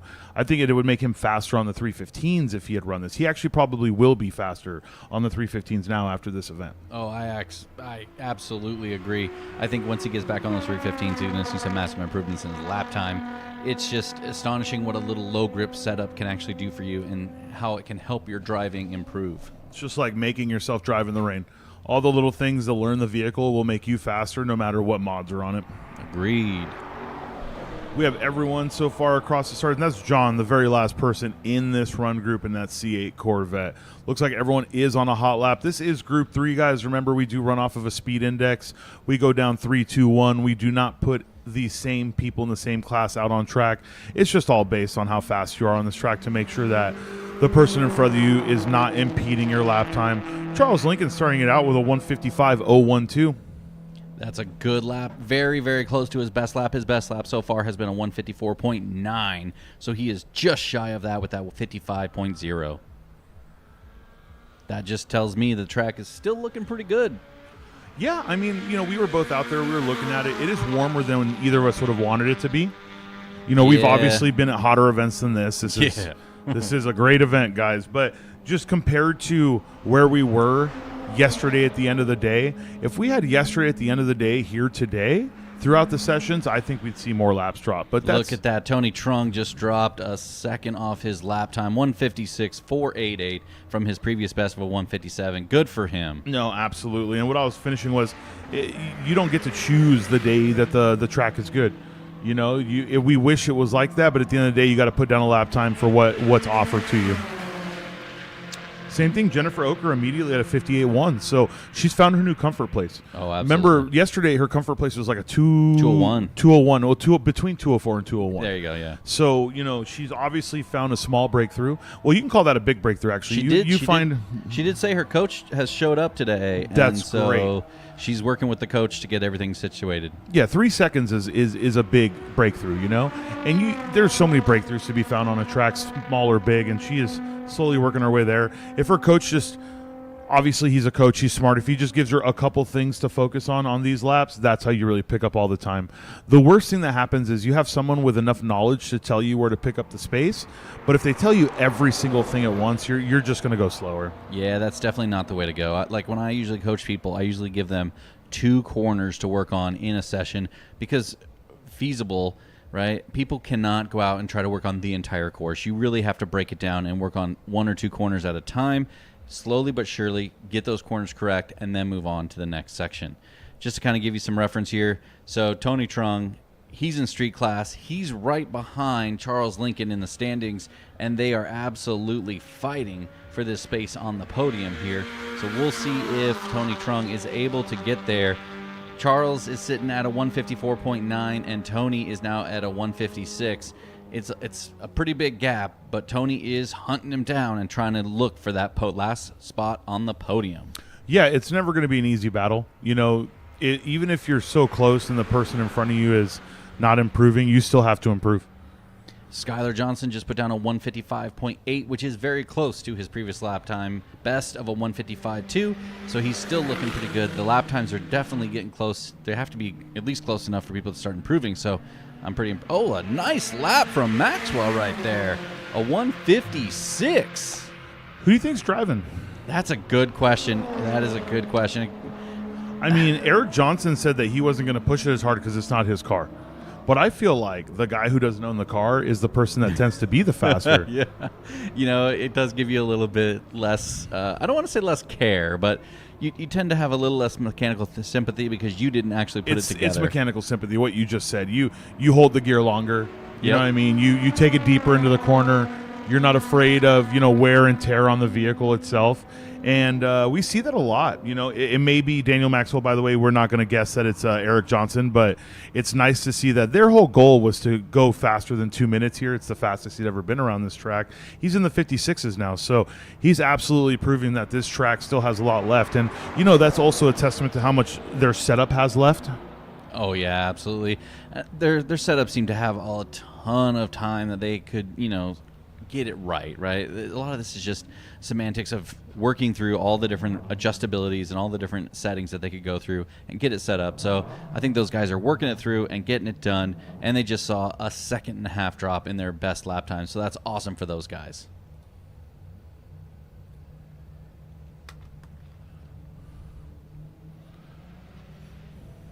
There's so much space to carry speed through right there. It's the question of how wide do you want to make the corner, et cetera. But it's incredible how you could just carry that speed into the corkscrew. I think the biggest hurdles here are the first 4 or 5 corners and then the final 3. I call it the final 4 because the turn right before the downhill, not the downhill, but the turn before. This is a 16 turn lap here. So I'd say the first sector and final sector are what really make or break you. These inside areas where it is high speed, and trust me, people have been making mistakes. We saw Bailey Woods do it, but we've seen more laps ruined in the first 2 turns and the final 4 than anything else. Yeah, I mean, I heard some stories today from Lincoln himself where he was saying, in the wet, he spun off in turn 1 and 2. So definitely a situation where there's a lot of places that you can really mess your lap up here. And like you stated, I think the corkscrew is a place where you can make or break a lot of time. Turn 1 and 2, you can make or break a lot of time. Like I said, turn 11 seems to be a very difficult corner where I think that corner itself, you see a lot of people either miss it or overshoot it. So that's a corner I think that is very pivotal in the lap and how they're going to be able to gain or lose time.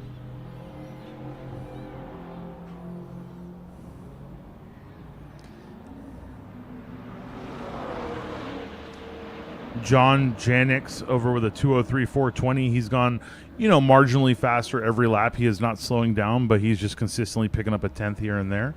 Joel Bergman in 7th, his fastest lap at a 2:05.58 on his 3rd lap. Meng-Chi Cheng with a 1:58.178 on their 3rd lap. And Jennifer Oker still going faster. It's a 57.466 on her 3rd lap. So whatever it is that her and her coach talked about, it's absolutely working. Daniel Maxwell did a 10-second slower lap, 13-second slower lap on the next lap. That's probably a cool down. Remember, they've been fighting heating issues from the rip, so they're not going to be able to just do lap after lap. We have Lan Trung with a 156.488, Skylar Johnson with a 55.8, and the fastest person on track right now, Charles Lincoln, with a 55.0. Some great lap times from these guys in Group 3. Looks like we got another push lap coming real quick here from Maxwell, so we'll see if he's able to match or better his 156. This here is Lincoln.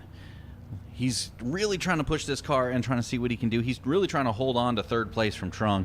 And the good thing for these guys is they don't have to, watch from the sidelines as the other guy gets to go out on track. So they're actually battling it out for 3rd place right now on track.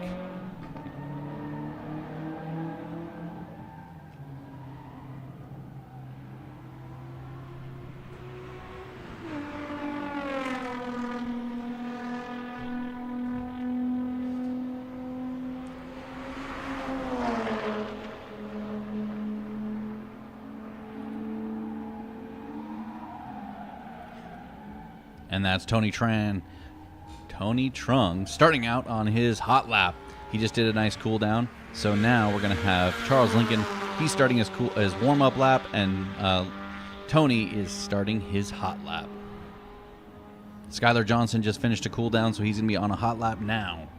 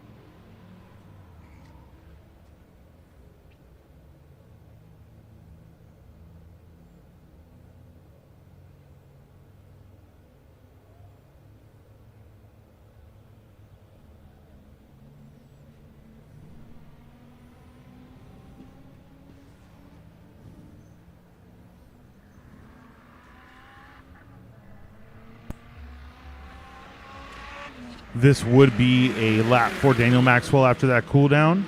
That's going to be a 2:10, though. It's not going to be anything good. Jennifer Oker, though, another 57.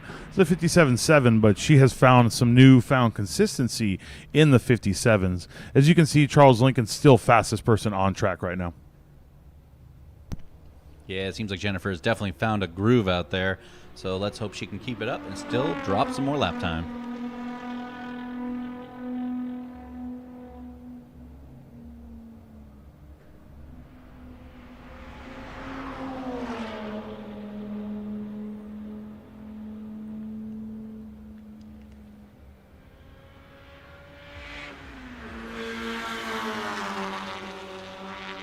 Skyler finished his hot lap at a 156.1. Still not quite his best. He still has a better lap time in the session of a 155 and out of the session at a 155.2.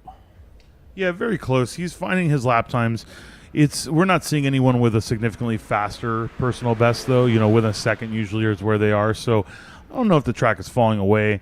Only the drivers could tell us how it feels. But they were never going to be given the greatest track, period. It's been an entire 3 days raining before this event started and 1 day raining during the event. This is going to be the cleanest track you've ever tracked on. And anyone knows a green track is not a sticky track. It's not consistent. Yeah, it definitely hinders their ability to put in a quick lap from the rip, and they're going to have to work really hard in that situation.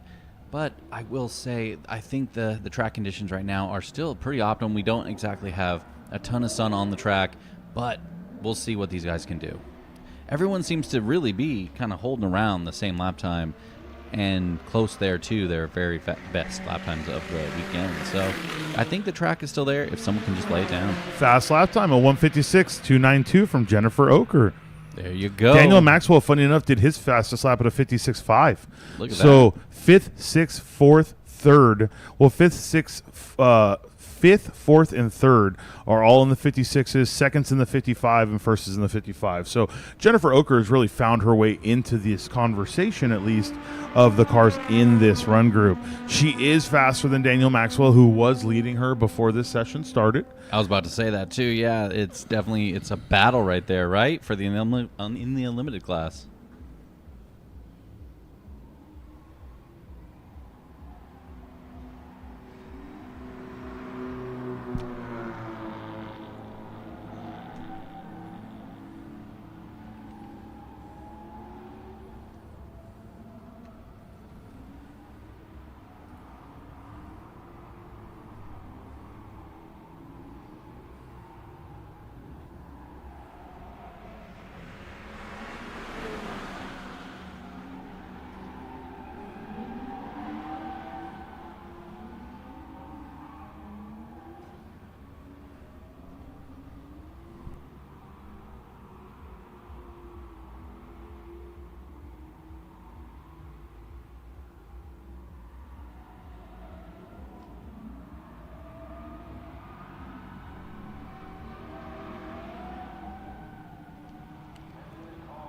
We're down to the last 4.5 minutes of this session.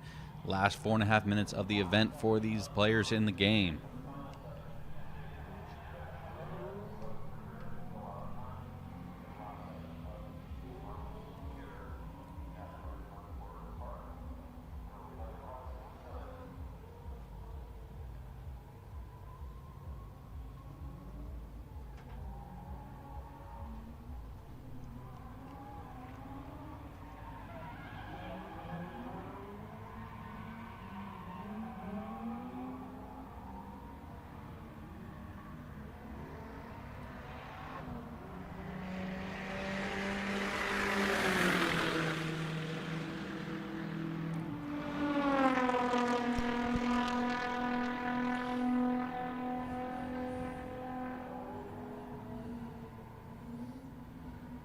You know what's crazy is I think Jennifer's just been going lap after lap too.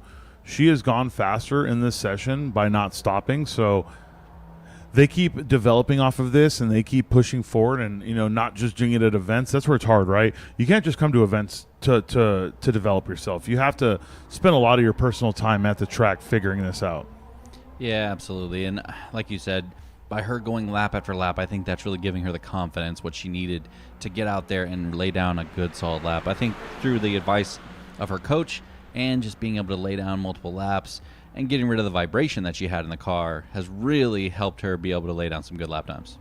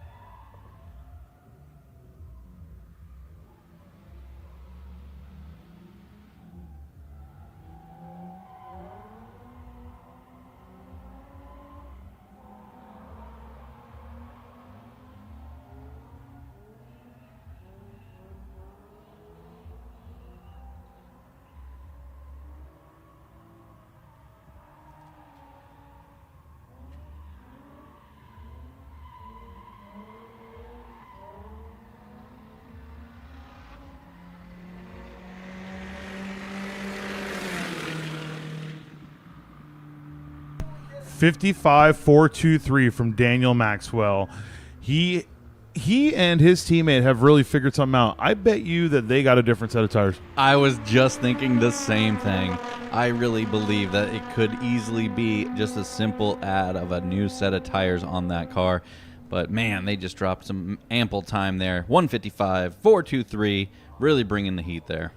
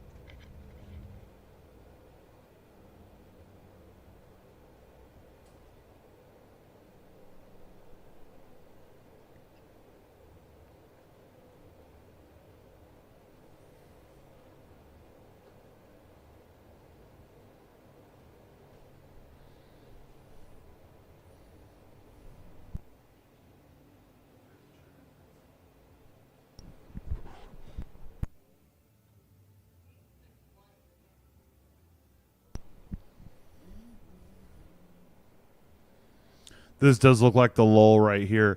We're about 19 minutes in, so all people would have had is probably one more hot lap before they got checkered, but it looks like most people are coming in. This is really cool looking leaderboard we have here, guys. Charles Lincoln leading with a 55, but we have Daniel Maxwell directly behind with a 55.4. We have Skylar Johnson at a 55.8 and Jennifer Oker at a 56.292. Lan Trung at a 56.488. Meng Chi Cheng at a 158.178, Joel Bergman at a 58.5, and John Janakes at a 203.420.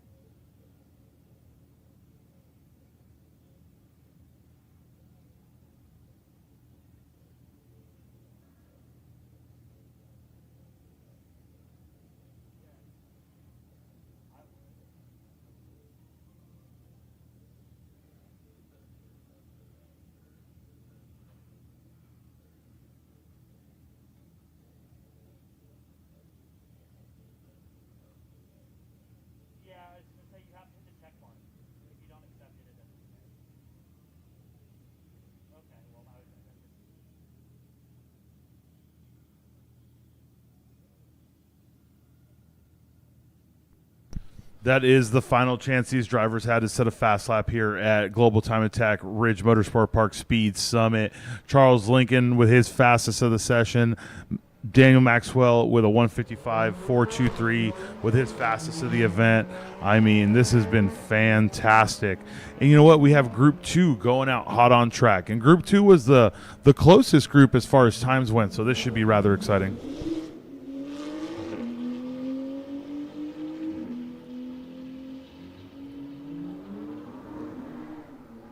This is going to be the last chance for Ryan Frazier to really trying to push this lap. He's at a 144 currently, and he's leading street class, but there's still that record to be had if he can get there.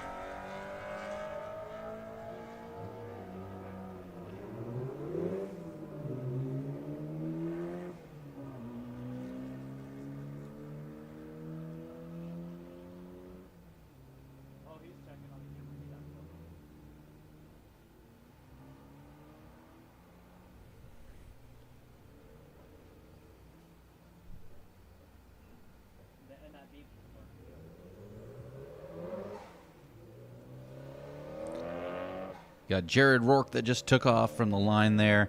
He's really looking to drop a little under a second. If he can do that, he can move himself up into first class and enthusiast class. So he just got to be able to pull himself into the 52s, which the car has done, but it has done in street class trim. So it's a very bigger game to play when you're talking about doing it on 220 treadwear tires versus 200. Yeah, it's a pretty big jump there. You know what the car can do when it's set up completely differently. But he's been very close to his lap times here, so I'm not too concerned with what he has left on the table. I think he could really pull it off, but more than anything, he's not the only one that has absolute time left on the table. Yeah, I agree with you 100%. It takes a lot to push the car in a different setup like that. When you've gone from a higher trim to a lower trim, you run into these issues where you knew how much grip those 200 treadwear tires had. You knew how much grip you had with that different aero. You knew how much grip you had with this. And he's done a really good job of really fine-tuning and finding the lap times. We got Ryan Frazier starting his hot lap. That'll be somebody that we want to watch. Kyle Miller going across the line as well. Somebody that we also need to keep tabs on. His lap time is going to be a very interesting one. He's really trying to push that car as fast as he possibly can go.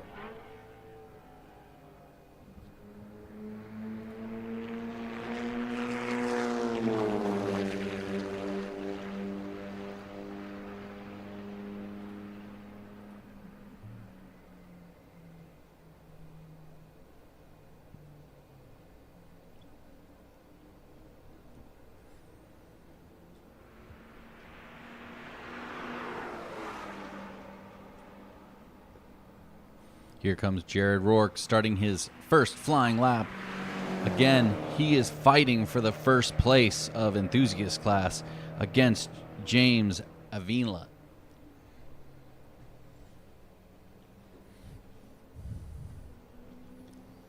Everyone is on their flyers. I hope we get more than one lap out of Ryan Frazier. That last session, I didn't have a chance to talk to him, but that last session was just a one-lap wonder. So it was a 46. It wasn't a slow lap by any means, but he's got a lot more left. There is Edward right behind him. Edward didn't get back into the 54s, and he was running slow last session. The last time he was out, though, he really ran into a lot of hassle. There were cars, there was cars being towed off track. There were yellow flags. That can really get to you, too. It's hard to get back up to pace when you've had to slow down so many times. Well, and a big thing with Edward here is he's got a lot to play for. He's trying to get into second place into enthusiast class, and he can do that if he just drops a little over a second. There could be time for him in this second place if he can just get there. So a lot to play for in enthusiast class in this session. Keep an eye on Jared Rourke and Edward Cicillo. Sakak. I gave up on that one. Good piece of advice, man. Just don't say it until you've talked to the customer, the driver. It's just better to say their first name. Ryan Clark, though, who had a pretty bad off in his last time out, is doing pretty well right now with a 153.45. I believe he's been in the 40s, though. He is flying in this car right now, though. But he seems to be finding the edge of his braking zones and the edge of the physical grip. Those tend to go hand in hand, though, because he went straight off in an area where you're kind of braking and then turning in. So he found them both together. Now, as far as James Avellino goes, I believe he is going across start-finish currently. He's been running very fast lap times, and then Jared Rourke right behind him. James Avellino is currently chasing anything below a 51, but he currently just did a 53.267 with Jared doing a 52.903. 52 out of Jared there. So what does that do? Let's take a look. 52.9. It doesn't put him ahead of James Avellino. Nope. James still has a 52.6, but really close. That's actually the closest he's been all weekend. Best lap he's done. Really exciting for him to get into that 52 realm. Edward doing the same thing, man. He's just he was slowing down, getting offline, letting people pass. I don't know if he just doesn't feel it, but Ryan Fraser did a 46.204 on his first and an immediate 48.6 afterwards. Yeah, that's just not going to cut it. He's going to have to push this car and find the lap. He might need to cool those tires down, get him in the right window, and then try to attack. Solid lap from Kyle Miller with a 152, although he has done a 149.91, which I believe is his fastest lap of the weekend. Oh, so close. 149.835 or 832 is his fastest lap of the weekend, but so close. There's Ryan Clark with a 49.977 on his second lap. That car probably does a great job of not wasting a lot of tire. There is a benefit to being the smaller, lighter cars.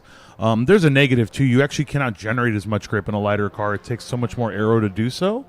So in the low-speed stuff, the small car feels great. But in the high-speed cornering, it just feels so much less stable. Yeah, like you said, right? You're not using as much tire because the fact the car is lighter and more nimble. And I should say it's more nimble because it's lighter. But definitely a situation where the aero plays a huge part. And if you get enough aero that can warm the tires up, one of the problems that you generally have in a lighter car like that, it's hard to get temp into the tire, especially if it's cooler temps outside and there's not a lot of sun glaring down on the track to help you get that tire temp up. So in his defense, what'd he do? He put aero on the car, and that's going to absolutely help that car get tire temp into those tires and be able to go around the track that much quicker. And he's been doing a great job. He's back into the 149s, which his best lap so far has been a 149.853.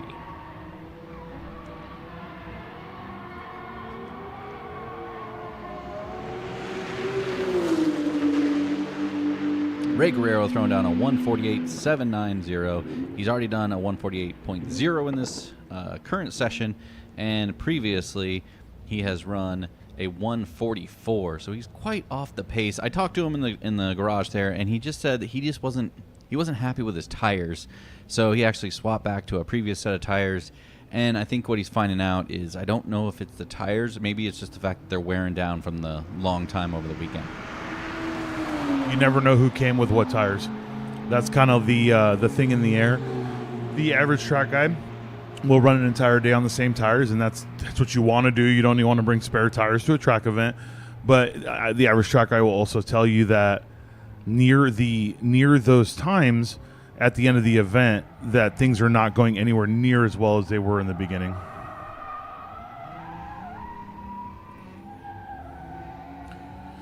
In that last session, though, we do want to update and give credit where credit's due. We were hyping up Daniel Maxwell like crazy because he was finally able to get that car working, and he actually reset the unlimited front-wheel drive time with a 155.423.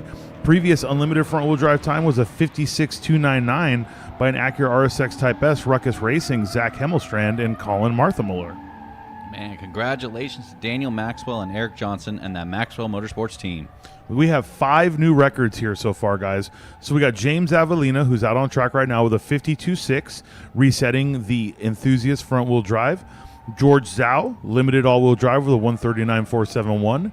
Yingji Pan, limited rear-wheel drive with a 140.156. We have Justin Moore, unlimited all-wheel drive with a 44.603. And then we got Daniel Maxwell with a 55.423. That is 5 reset records at this event. Love to see records fall. We love to see people going faster, and that's just going to push next year for people to go faster into the record books. That's what we are here for. Time Attack is all about. Let's do it. Records, records, records.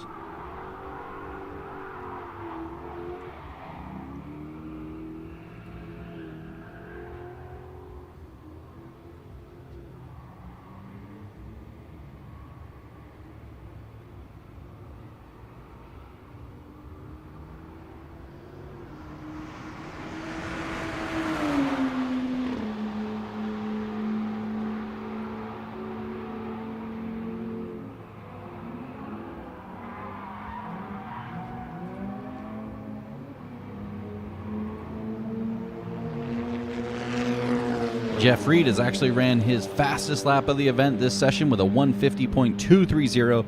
Great job, Jeff. That's a great lap in limited class with a 150.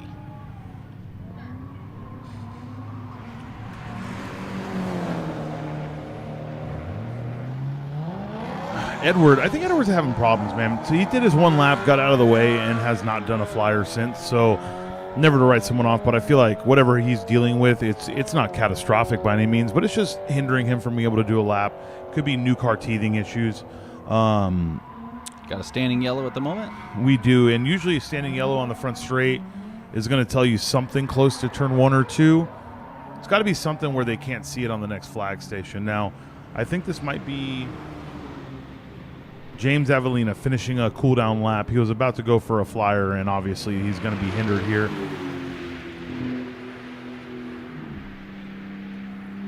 We still do have over 9 minutes in the session, so there still is plenty of time if they can clear this yellow and be able to get some good laps in. Hopefully these guys are starting to cool the car down. Hopefully their teams are kind of letting them know, hey, we got a yellow on the course. Let's slow it down, get the car up to temperature, to a good temperature range, and then run your final hot lap of the event.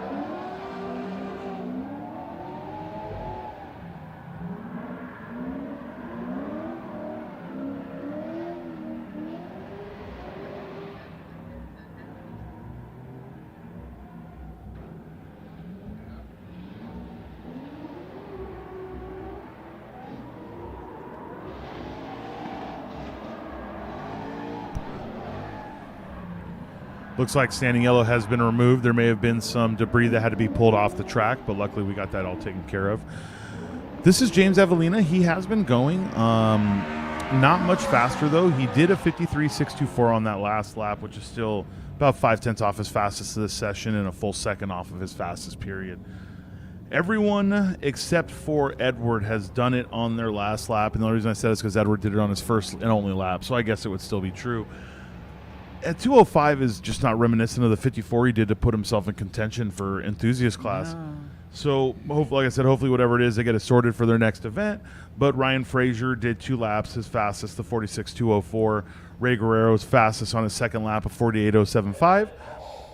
Kyle Miller of 49.914. Ryan Clark of 49.977. Jeff Reed of 50.1. Jared Rourke of 52.9. And James Avellina of 53.1. That is going to be the final times probably for this session. Unless James pulls one out, it looks like everyone has called it a day. The heat is coming out. It is starting to get to this track. It's still only 70 degrees, but it's 70 degrees and sunny now. Yeah, it's got a little bit more sun in there, giving them a little bit more trouble. I mean, we still have seen some fastest times. Jeff Reed threw down a fastest time. Jared Rourke threw down a fastest time. So there's still fastest times to be had, but they seem to be fewer and far between than previous. So it's getting tough out there, guys.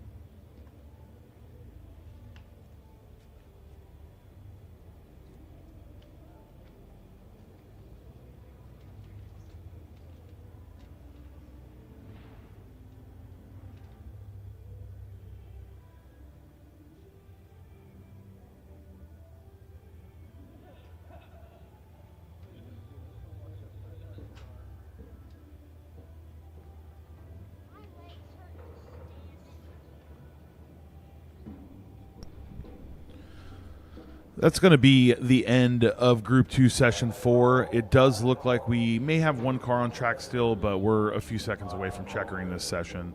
That means all we have left, guys, is Group 1, Session 4. This is going to be the final session coming up of the fastest cars on track. This is going to be Bailey Wood's last chance to go sub 40. This is George Zhao's chance to hold first place in limited class because he's got Yingjing Payne right behind him. So we got a 39 to a 40, and you know both of them, if both of them are on track, they're both going to be pushing hard for that.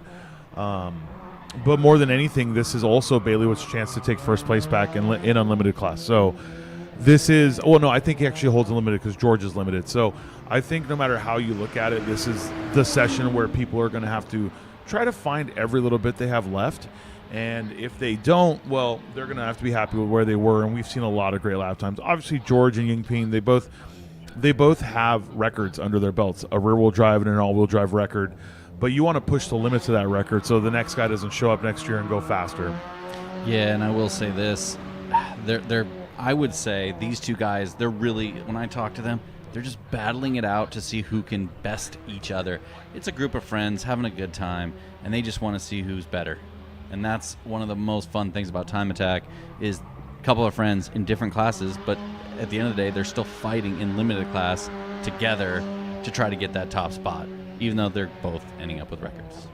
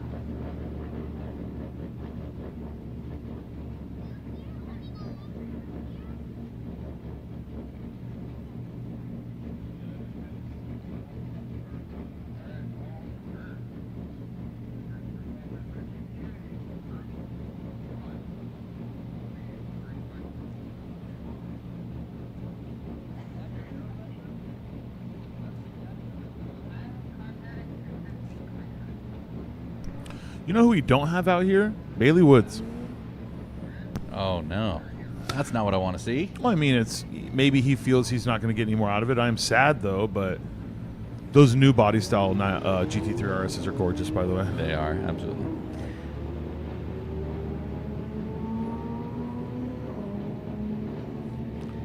We do have The final underdog, Kevin Phillips, absolutely.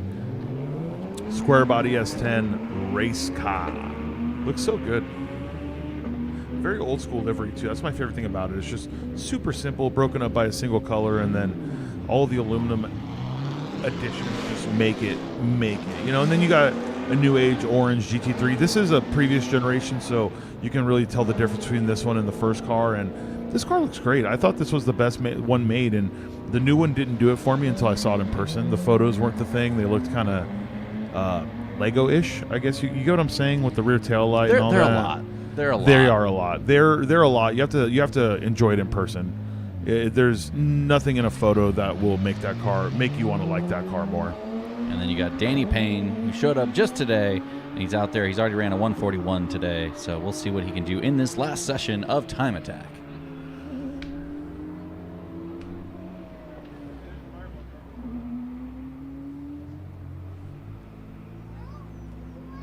I still have a little bit of hope. That Bailey Woods has 20 minutes to come out if he wants to. Yeah, There's still 20. He's a very on-time guy. He's not the kind of guy that shows up late to the grid. So if you don't see Bailey Woods out here, it's probably because he feels like he got the most out of the car that he could. Yeah. He's absolutely not here to HPDE his life away. He wants to set fast laps, and if he has gotten everything out of the car that he can, he has no reason to put more wear and tear on the vehicle. Yeah, and he could be in a situation where he's looking at the standings, and he doesn't think that Kevin can get that 3 seconds to get to him. It's a lot of time to pick up, man. 3 Yeah. seconds? No one's saying you can't. We've seen drivers do it on this track, get that breakthrough, but... And he could just be in a situation where he doesn't feel like he can best his lap time to get anything out of it. Did you see George Zhao, by the way? I didn't. I didn't see Zhao either. So Yingji Pan could absolutely take first place in Limited right now. This could be an upset. Mm-hmm. Maybe George just rolled the dice, said there's nothing left in his car or in his tires, and he's hoping. This could. I've been here. I've sat there on the sidelines and had to watch my competitor turn laps for 20 minutes. And let me tell you, 20 minutes sitting on the sidelines watching your competitors go around feels like a lifetime. So I don't recommend it to anyone. Just be out on track, even if you're not even going that fast, just so you don't have to watch it.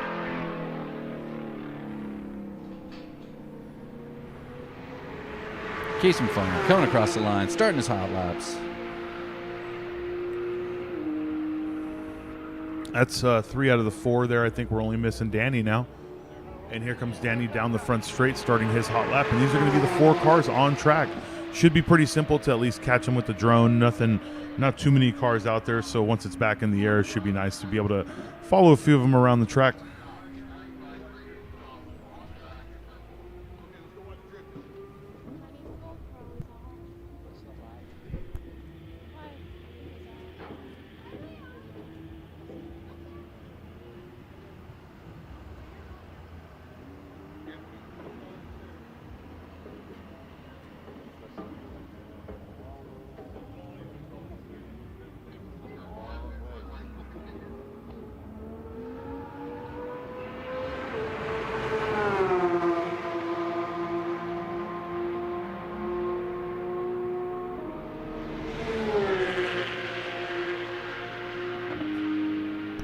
Yingji Pan about 2 seconds off of George Zhao with a 141.877 and Alex Paquet with a 42.154.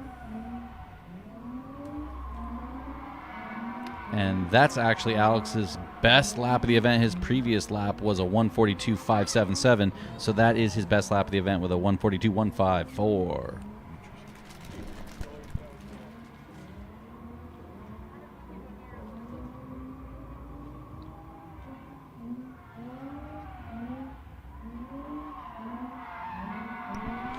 Have not seen Kevin Phillips come around, though. Kasem Farm is on his way to cross-start finish, and he came behind Kevin Phillips. So I don't know if Kevin Phillips is on track or if he came in. We did miss that.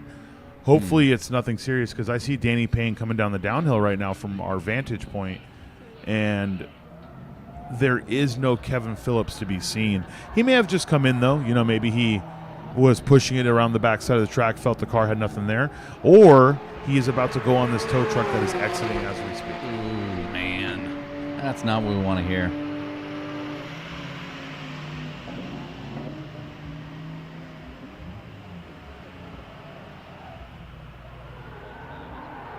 There he is.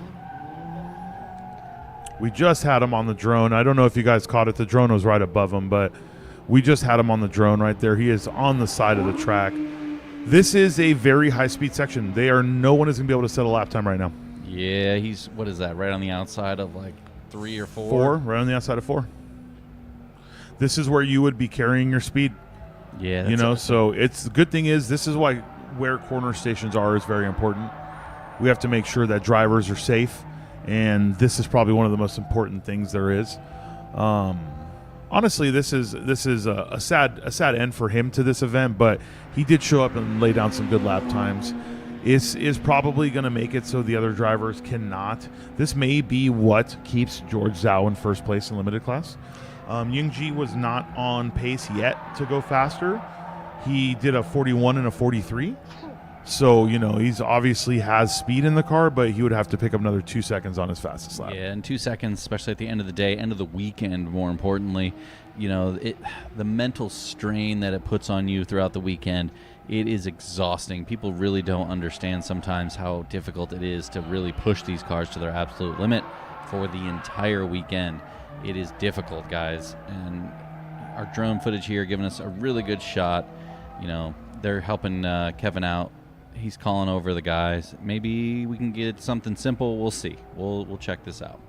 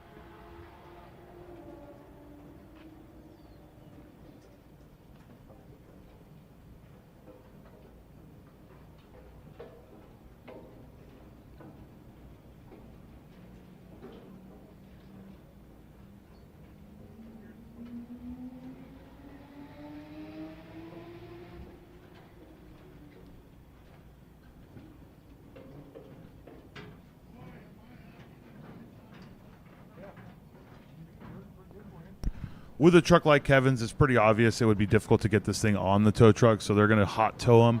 This is where they pull him with a tow strap. It looks like he is using a tow strap and his truck, but I feel like the hook came off, my friend. Yes, it did. You might want to back it up there, double check that.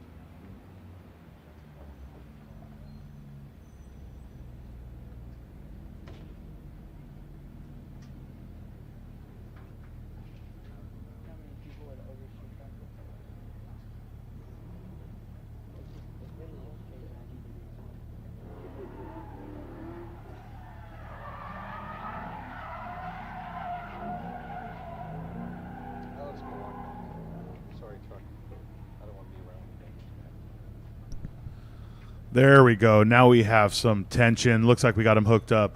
I don't know if there is a cutout that he can use. So they used a cutout on the turn one area.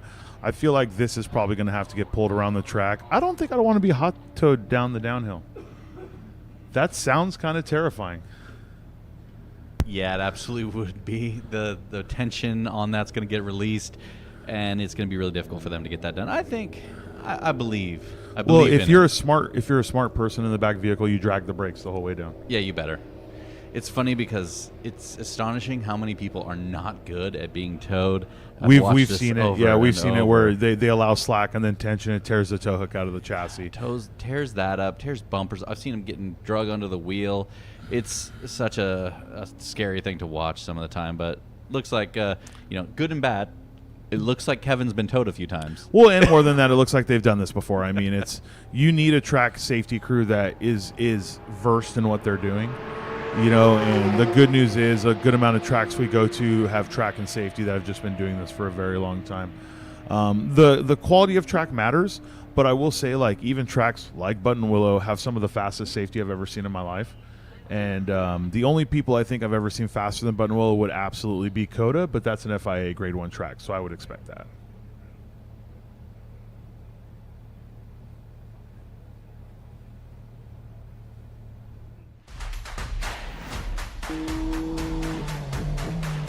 モータースポーツで得た高度な技術すべてのレイズホイール一本に込める魂は永遠に変わらないビヨンド・ザ・レボリューシ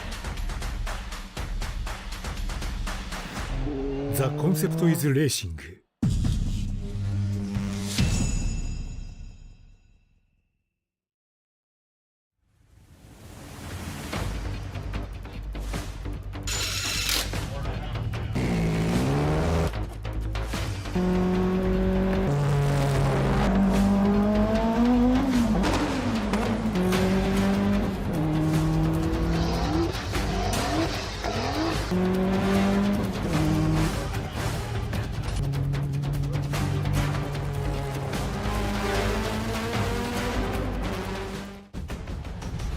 Link is the engine management solution for champions the world over. We know what it takes to win, pushing boundaries, performing under pressure, and having the best people on your team.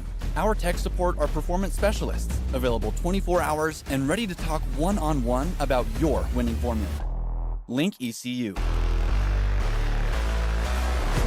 The performance, reliability, and power to get to the podium.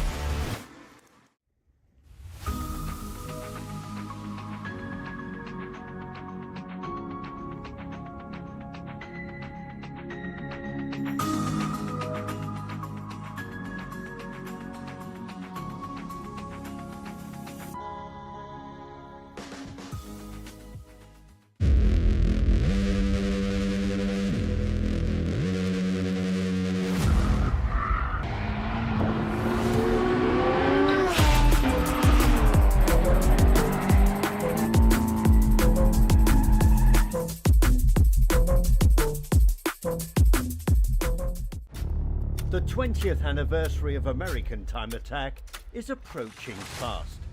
From the days of import tuning magazines to digital dominance, this thing of ours is here to stay.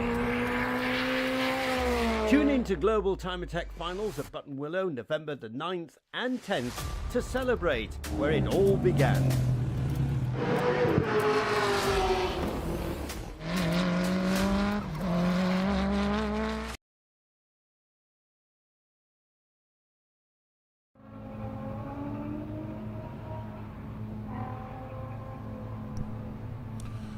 We do almost have Kevin Phillips off track. We do want to get back to this session as soon as we can, but at the end of the day, it's comes down to these drivers, which good news is we have all four of them lined back up except for Kevin Phillips. Bailey Woods is not making his way out. If he was, he would have already been here by now. Yeah, sadly, he's going to miss that last session and not get to set another flyer for us. But we're going to have an amazing Porsche show, looks like. Is it Porsche? Porsche? You know, one of those two, right? I don't go into that argument, my friend. It's a Porsche, okay? But you can say it however you want. It's a free country, Porsche. and you can be wrong, and it's fine. Yeah, I'll just stick to GT3. It's something I can actually say. It only has 3 letters. It looks like they just this is the beautiful part. You know, they're gonna go ahead and let them out as they line up here. The session's already hot. There's no re-racking, so these drivers are gonna have to be smart and know who is faster and who's slower between the two of them, and make sure they keep the gap appropriate. Yeah, and I think the person here who has the most at stake is Ying Pan. He's the one that's got the most at stake, and he's going to try and topple Zhao.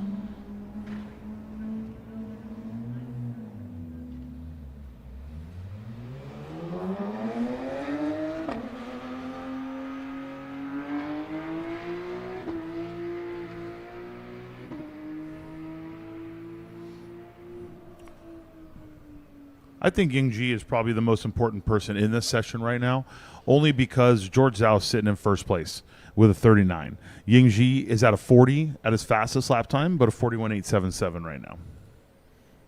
Yeah, he definitely has a lot of work cut out for him, though. His fastest lap time currently is a 140.156, and that is still a ways off of the 139.4 that George Zhao currently has. So 0.5, that's a lot, and currently he's only done a 141.8.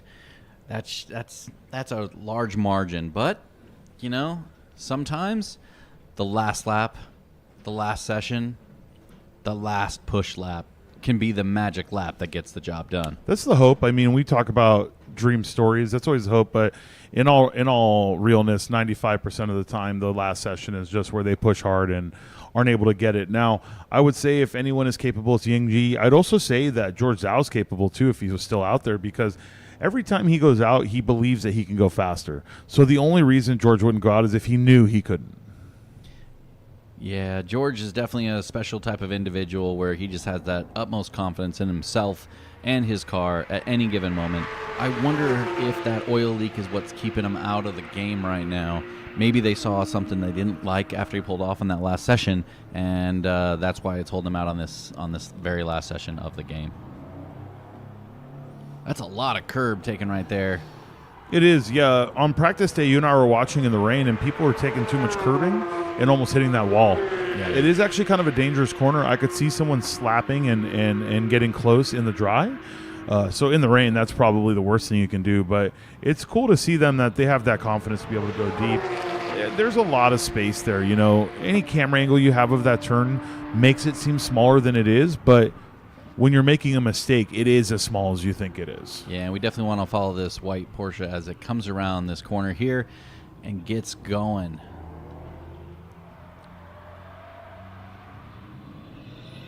Yingji's coming through. Looking solid so far. He's going to use that candy striping on the right and the left. Turn it in, and then he's going to apply that power as it comes out of this apex here. Looking solid so far. He looks like he's hitting his points. There's a question of, is that enough? This has been one of the corners that seems to mess people up throughout the weekend. Looks like he got a solid run on it. Didn't look like he carried as much speed as he could, though. Yeah, you're not going to really do well when you're trying to pick up the last tenths if you just don't carry as much speed. Now, obviously, we're using, like people would call it a butt down, we're using our eyes right now to guess what we're seeing, but you can really get a good assessment on how fast someone gets through a section. Kasem Farm with a 145.119, still in the same time frame he's been since the end of yesterday. He has been, it could be a setup thing, by the way, too. It's not even he's hit the limit. It's just that's how the car's set up, and he would need a different alignment or different this or different that to get more out of it. Now, Yingji Pan, on the other hand, that's a 42.153, so still slower than their fastest lap. Same with Alex Piquet, a 42.521.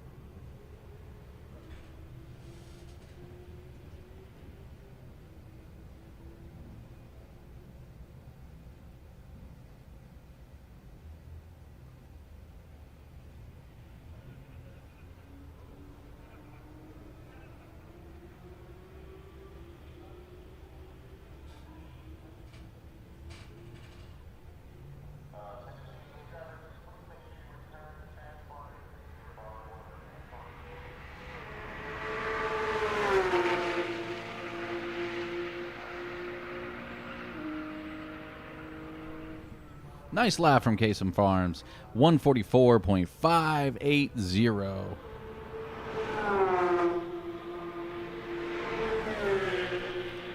Although his best of the event so far is a 144.0, this session just doesn't seem to be the one to have the best lap times out there for them. Yingjin got into the 40s, right? So he found where he was.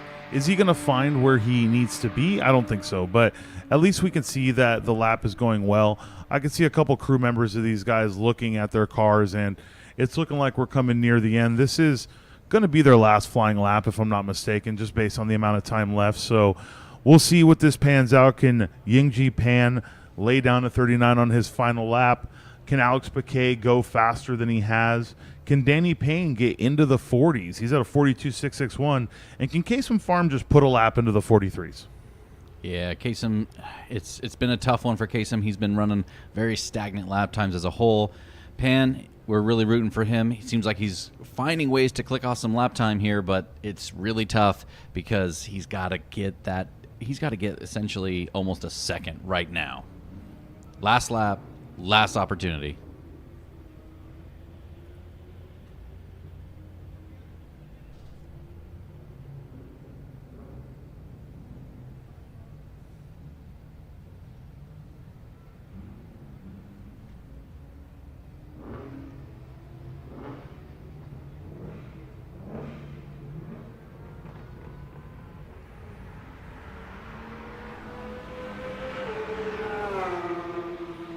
Yingji Pan did a 41. It looks like they had just enough time to go around once more.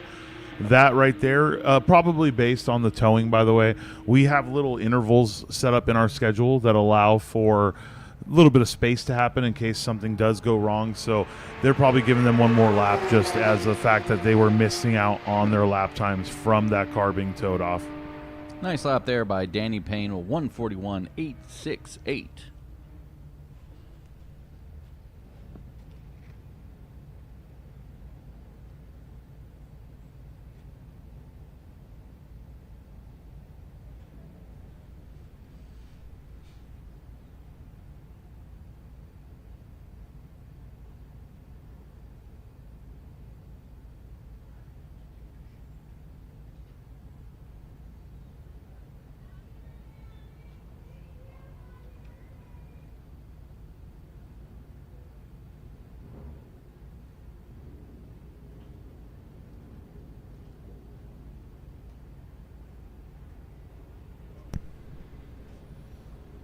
I am sad that George Zhao is not out there. I'm going to be real honest with you. He's super exciting to watch. Every time he's out there, you know that there's a really good chance he's going to go faster. And you want to know the truth? I think when he's out there, he pushes Yingji Pan to go faster. Oh. They're friends, you know what I mean? Absolutely. So I feel like Yingji not chasing George is kind of a detriment to him. Maybe that was the play. That was the mental That game. was like, hey, I'm not going to go out there. Oh, look at that pass into the corkscrew right there. That was some wheel-to-wheel stuff. But honestly, it looked like Yingji was going slow. Yeah, he's on a cooldown. But like you said, I think you're absolutely correct. I think maybe Zhao was like, you know what? If I don't go out, he's not going to have a rabbit to chase. Did you see Yingji set it up to the moon there to get as much speed as possible? He took Gotta it. do it. This is not, that lap that he just did that he's going to cross right now is not the lap he's going for. He set this thing up all the way to the end. I mean, as far out as he could to carry as much speed down the straight. This will be interesting. I don't know exactly how many laps we have left, but this could be the final lap. All the drifters are lined up for their drift. This doesn't great mean that spot. they're running out. They don't go out till 5:30. That's true. They do not go out till 5:30, so they're getting lined up early as anyone would who wants to drive on this track. But we get to watch these drivers do some. This is just basically Porsche heaven, you would call it. Yeah. They're Hey, man. running so incredibly close and at the same time not. We got a 40, a 41, a 41, and a 44. This is checkered, by the way, which means this is going to be the final lap. Whatever times they do coming across the start-finish will be the end. Yingji Pan obviously had a thought process that he was going to have to go for one more send-it lap, so he cooled it down. He was going slow. About 26 seconds. That is a significant cooldown lap. It's Yes, enough it to is. really make a difference. So he did his launch, and if he puts it all together, it may be an upset. Only time will tell. We'll hopefully get to see him as he comes through the corkscrew here in a second after Danny. So it's going to be the white Porsche coming up here in a second, and we'll see what kind of lap time he can lay down on his final lap.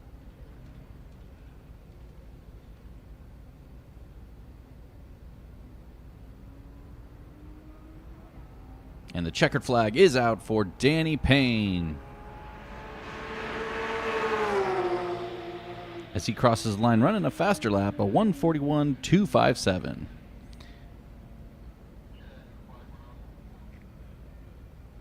Here comes Pan.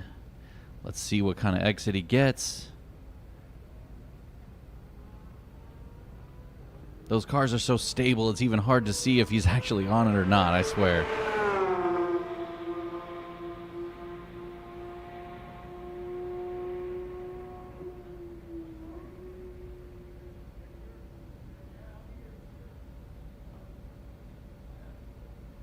And the checkered flag. He finishes. That was still a cool down lap, so he was just cooling the car down. Yeah, that was a 58.833. So he got a good launch, but probably didn't have enough tire left. That is going to be the end here at Global Time Attack Speed Summit for the Time Attack portion. We do have Lone Star Drift going out on track. They will be on track from 5:30 till 6, and at 6 o'clock we will have our awards ceremony live. Don't forget to catch us with the awards. We will run the overalls on this screen until the drifters go out so you guys can see it, and then we'll go ahead and name every award, every record broken at the awards ceremony. So don't forget to come on out. Don't forget to watch, and we'll see you at 6 o'clock for the GTA Awards.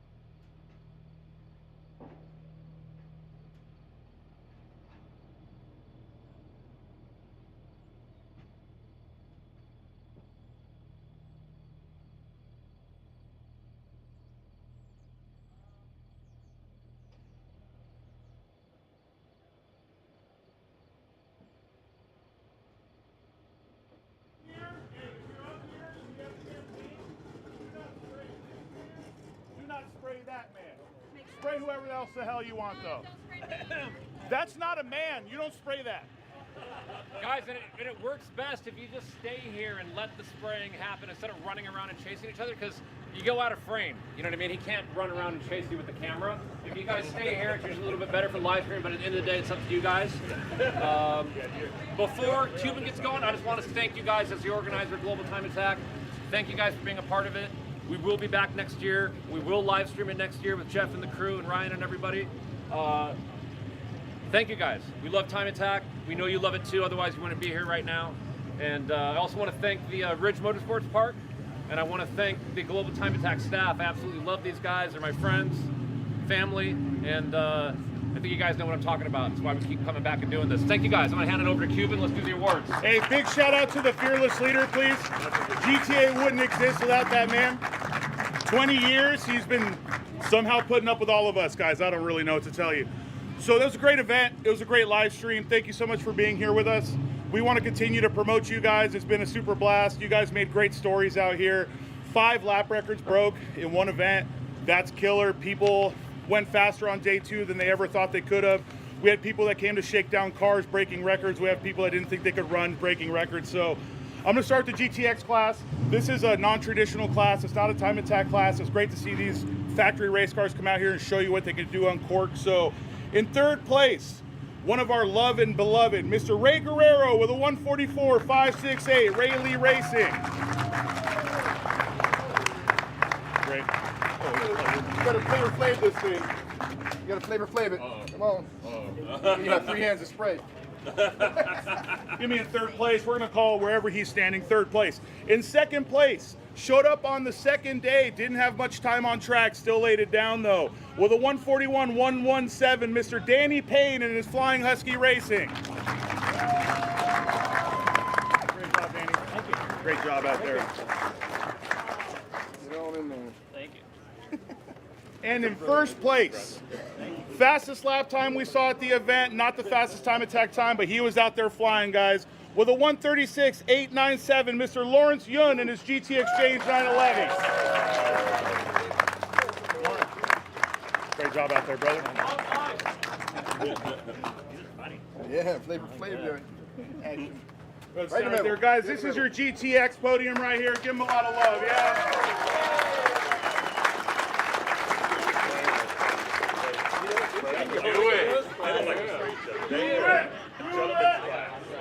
No balls! No balls.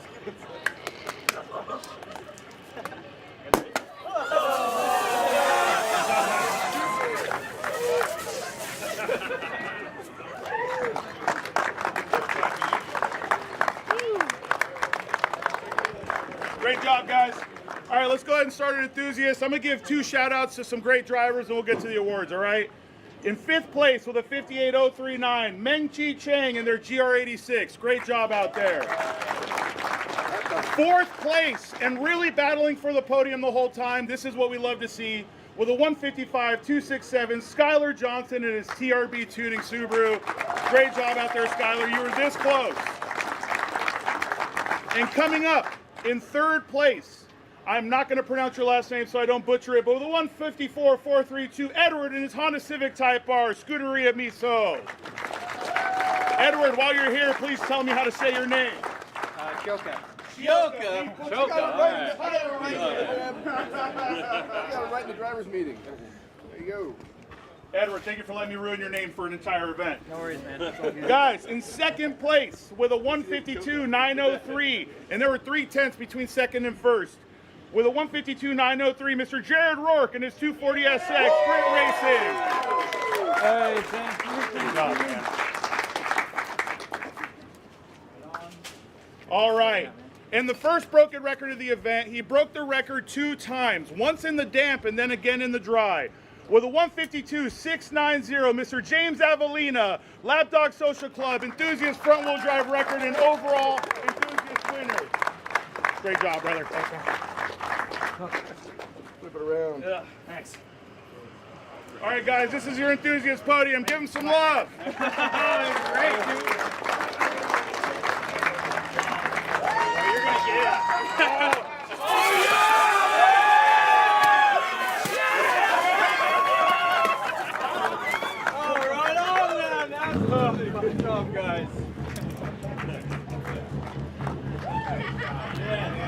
Hey, so we don't catch a lawsuit on stream, it's slippery up here. Let's move on to street class, okay? Give some love to fourth place, guys. He was very close to getting into the contention with a 156.488. Mr. Lan Trung and his TTRS. Great job out there. You really laid down some good laps. You were exciting to watch. Third place with a 154.999, as close as you can get to being in 54 without going to the 55s. Mr. Charles Lincoln in his 43 Broham Racing Subaru. Great job out there, Big Bill. Yeah. Big Bill. Second place is kind of a hurt heart. Second place was trying to compete for the overall in street. They had a hurt car, but they put in such a fast lap on day one at the very end of the day. With a 151.646, Mr. Mitchell Huey of the Motor Garage Racing Subaru. Hey!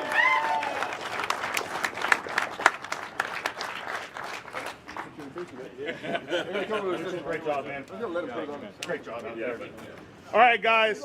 And in first place, blowing the street class competition out of the water, let's not lie, with a 144.538, Mr. Ryan Frazier with his Toyota Supra Hammer Time Racing.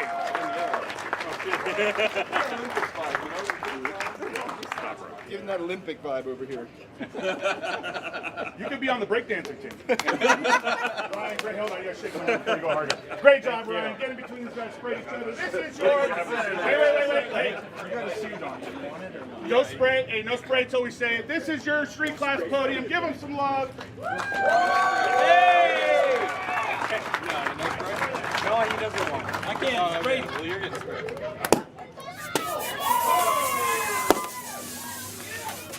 You're getting sprayed.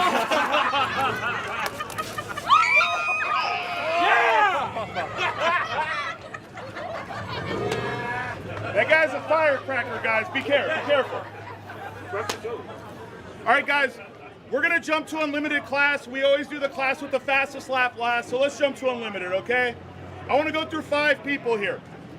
First and foremost, in 5th place with a 155.423 and a new Unlimited front-wheel drive record, Daniel Maxwell. Let's give him a round of applause. These guys finished their car a few days before the event, shook it down, had nothing but problems, and on the second to last session, figured it out and broke a record. So great job, guys.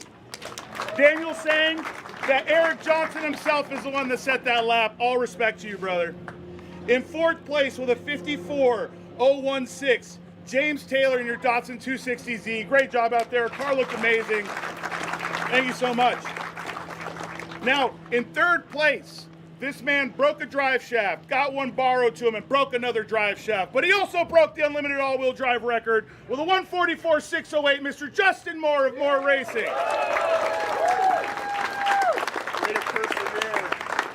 Do not let him drive shafts. I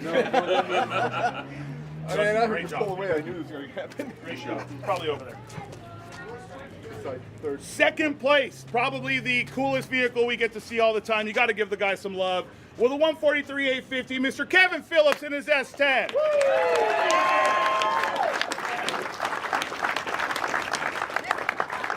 Thank you. Kevin, great job. It's always a pleasure to see you out there. Thank you. Truck looked great. All right, guys. First place, lowest power car on the field. The man that just pushed himself in his vehicle as far as he absolutely could. We're talking an E36 with an S54 making 7 horsepower, guys. With a 147.22, Mr. Bailey Woods from Velvet Thunder Racing. Velvet Thunder, baby. Thunder, huh? That's where we're going. That's hard. That's hard. Get that 80s vibe, too. This is your Unlimited podium, guys. Give him some love.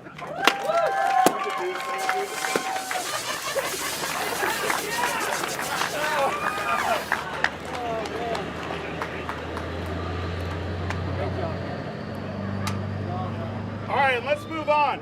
2 more records left for this event, guys. 2 more records, all right?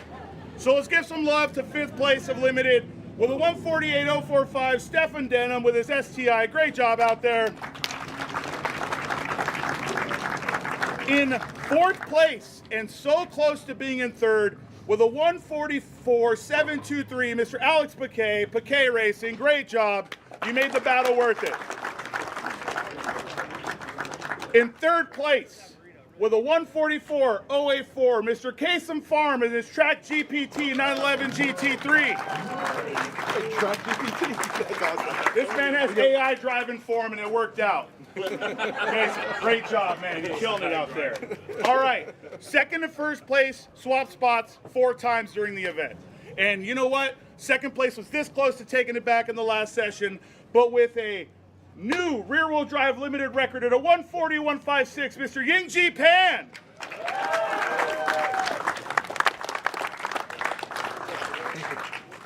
Nice job, dude. Great job. Thank you. All right, fastest car at the event. The man who's become a staple, the man I first met here at the Ridge Motorsports Park. With a 139.471, a new all-wheel drive limited record, a new class overall record, and the fastest time of the day, Mr. George Zhao, Grassroots Racing, car 58. Whoa! Premature. Hold on. They make kills for that. George. No!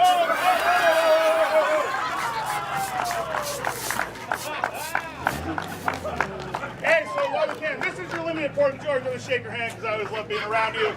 Great job out there. This is your guys. Great job. Fastest cars on track.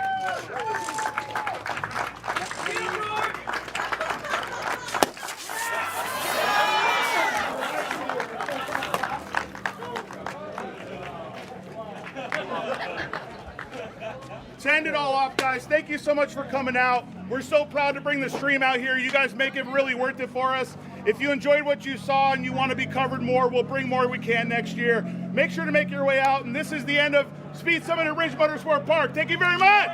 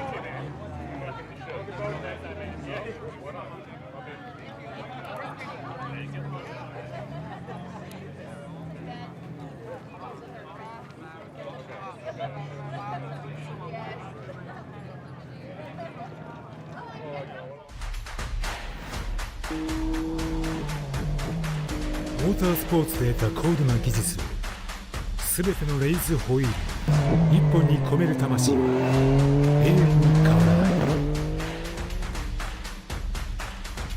ビヨンド・ザ・レボリューショ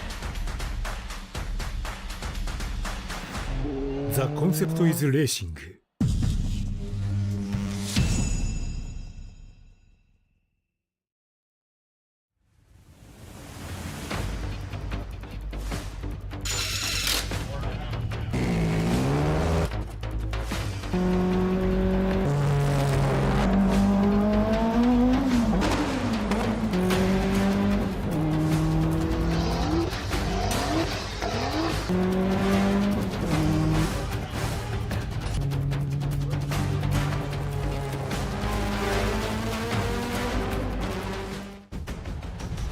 Link is the engine management solution for champions the world over. We know what it takes to win, pushing boundaries, performing under pressure, and having the best people on your team. Our tech support are performance specialists, available 24 hours and ready to talk one-on-one about your winning formula.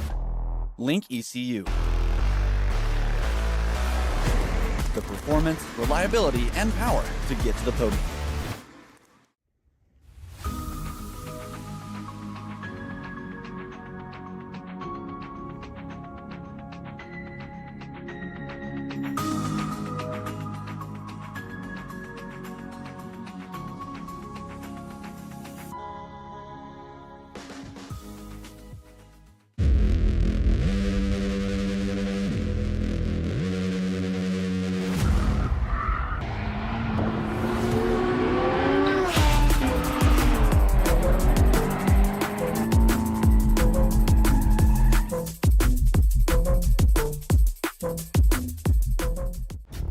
The 20th anniversary of American Time Attack is approaching fast.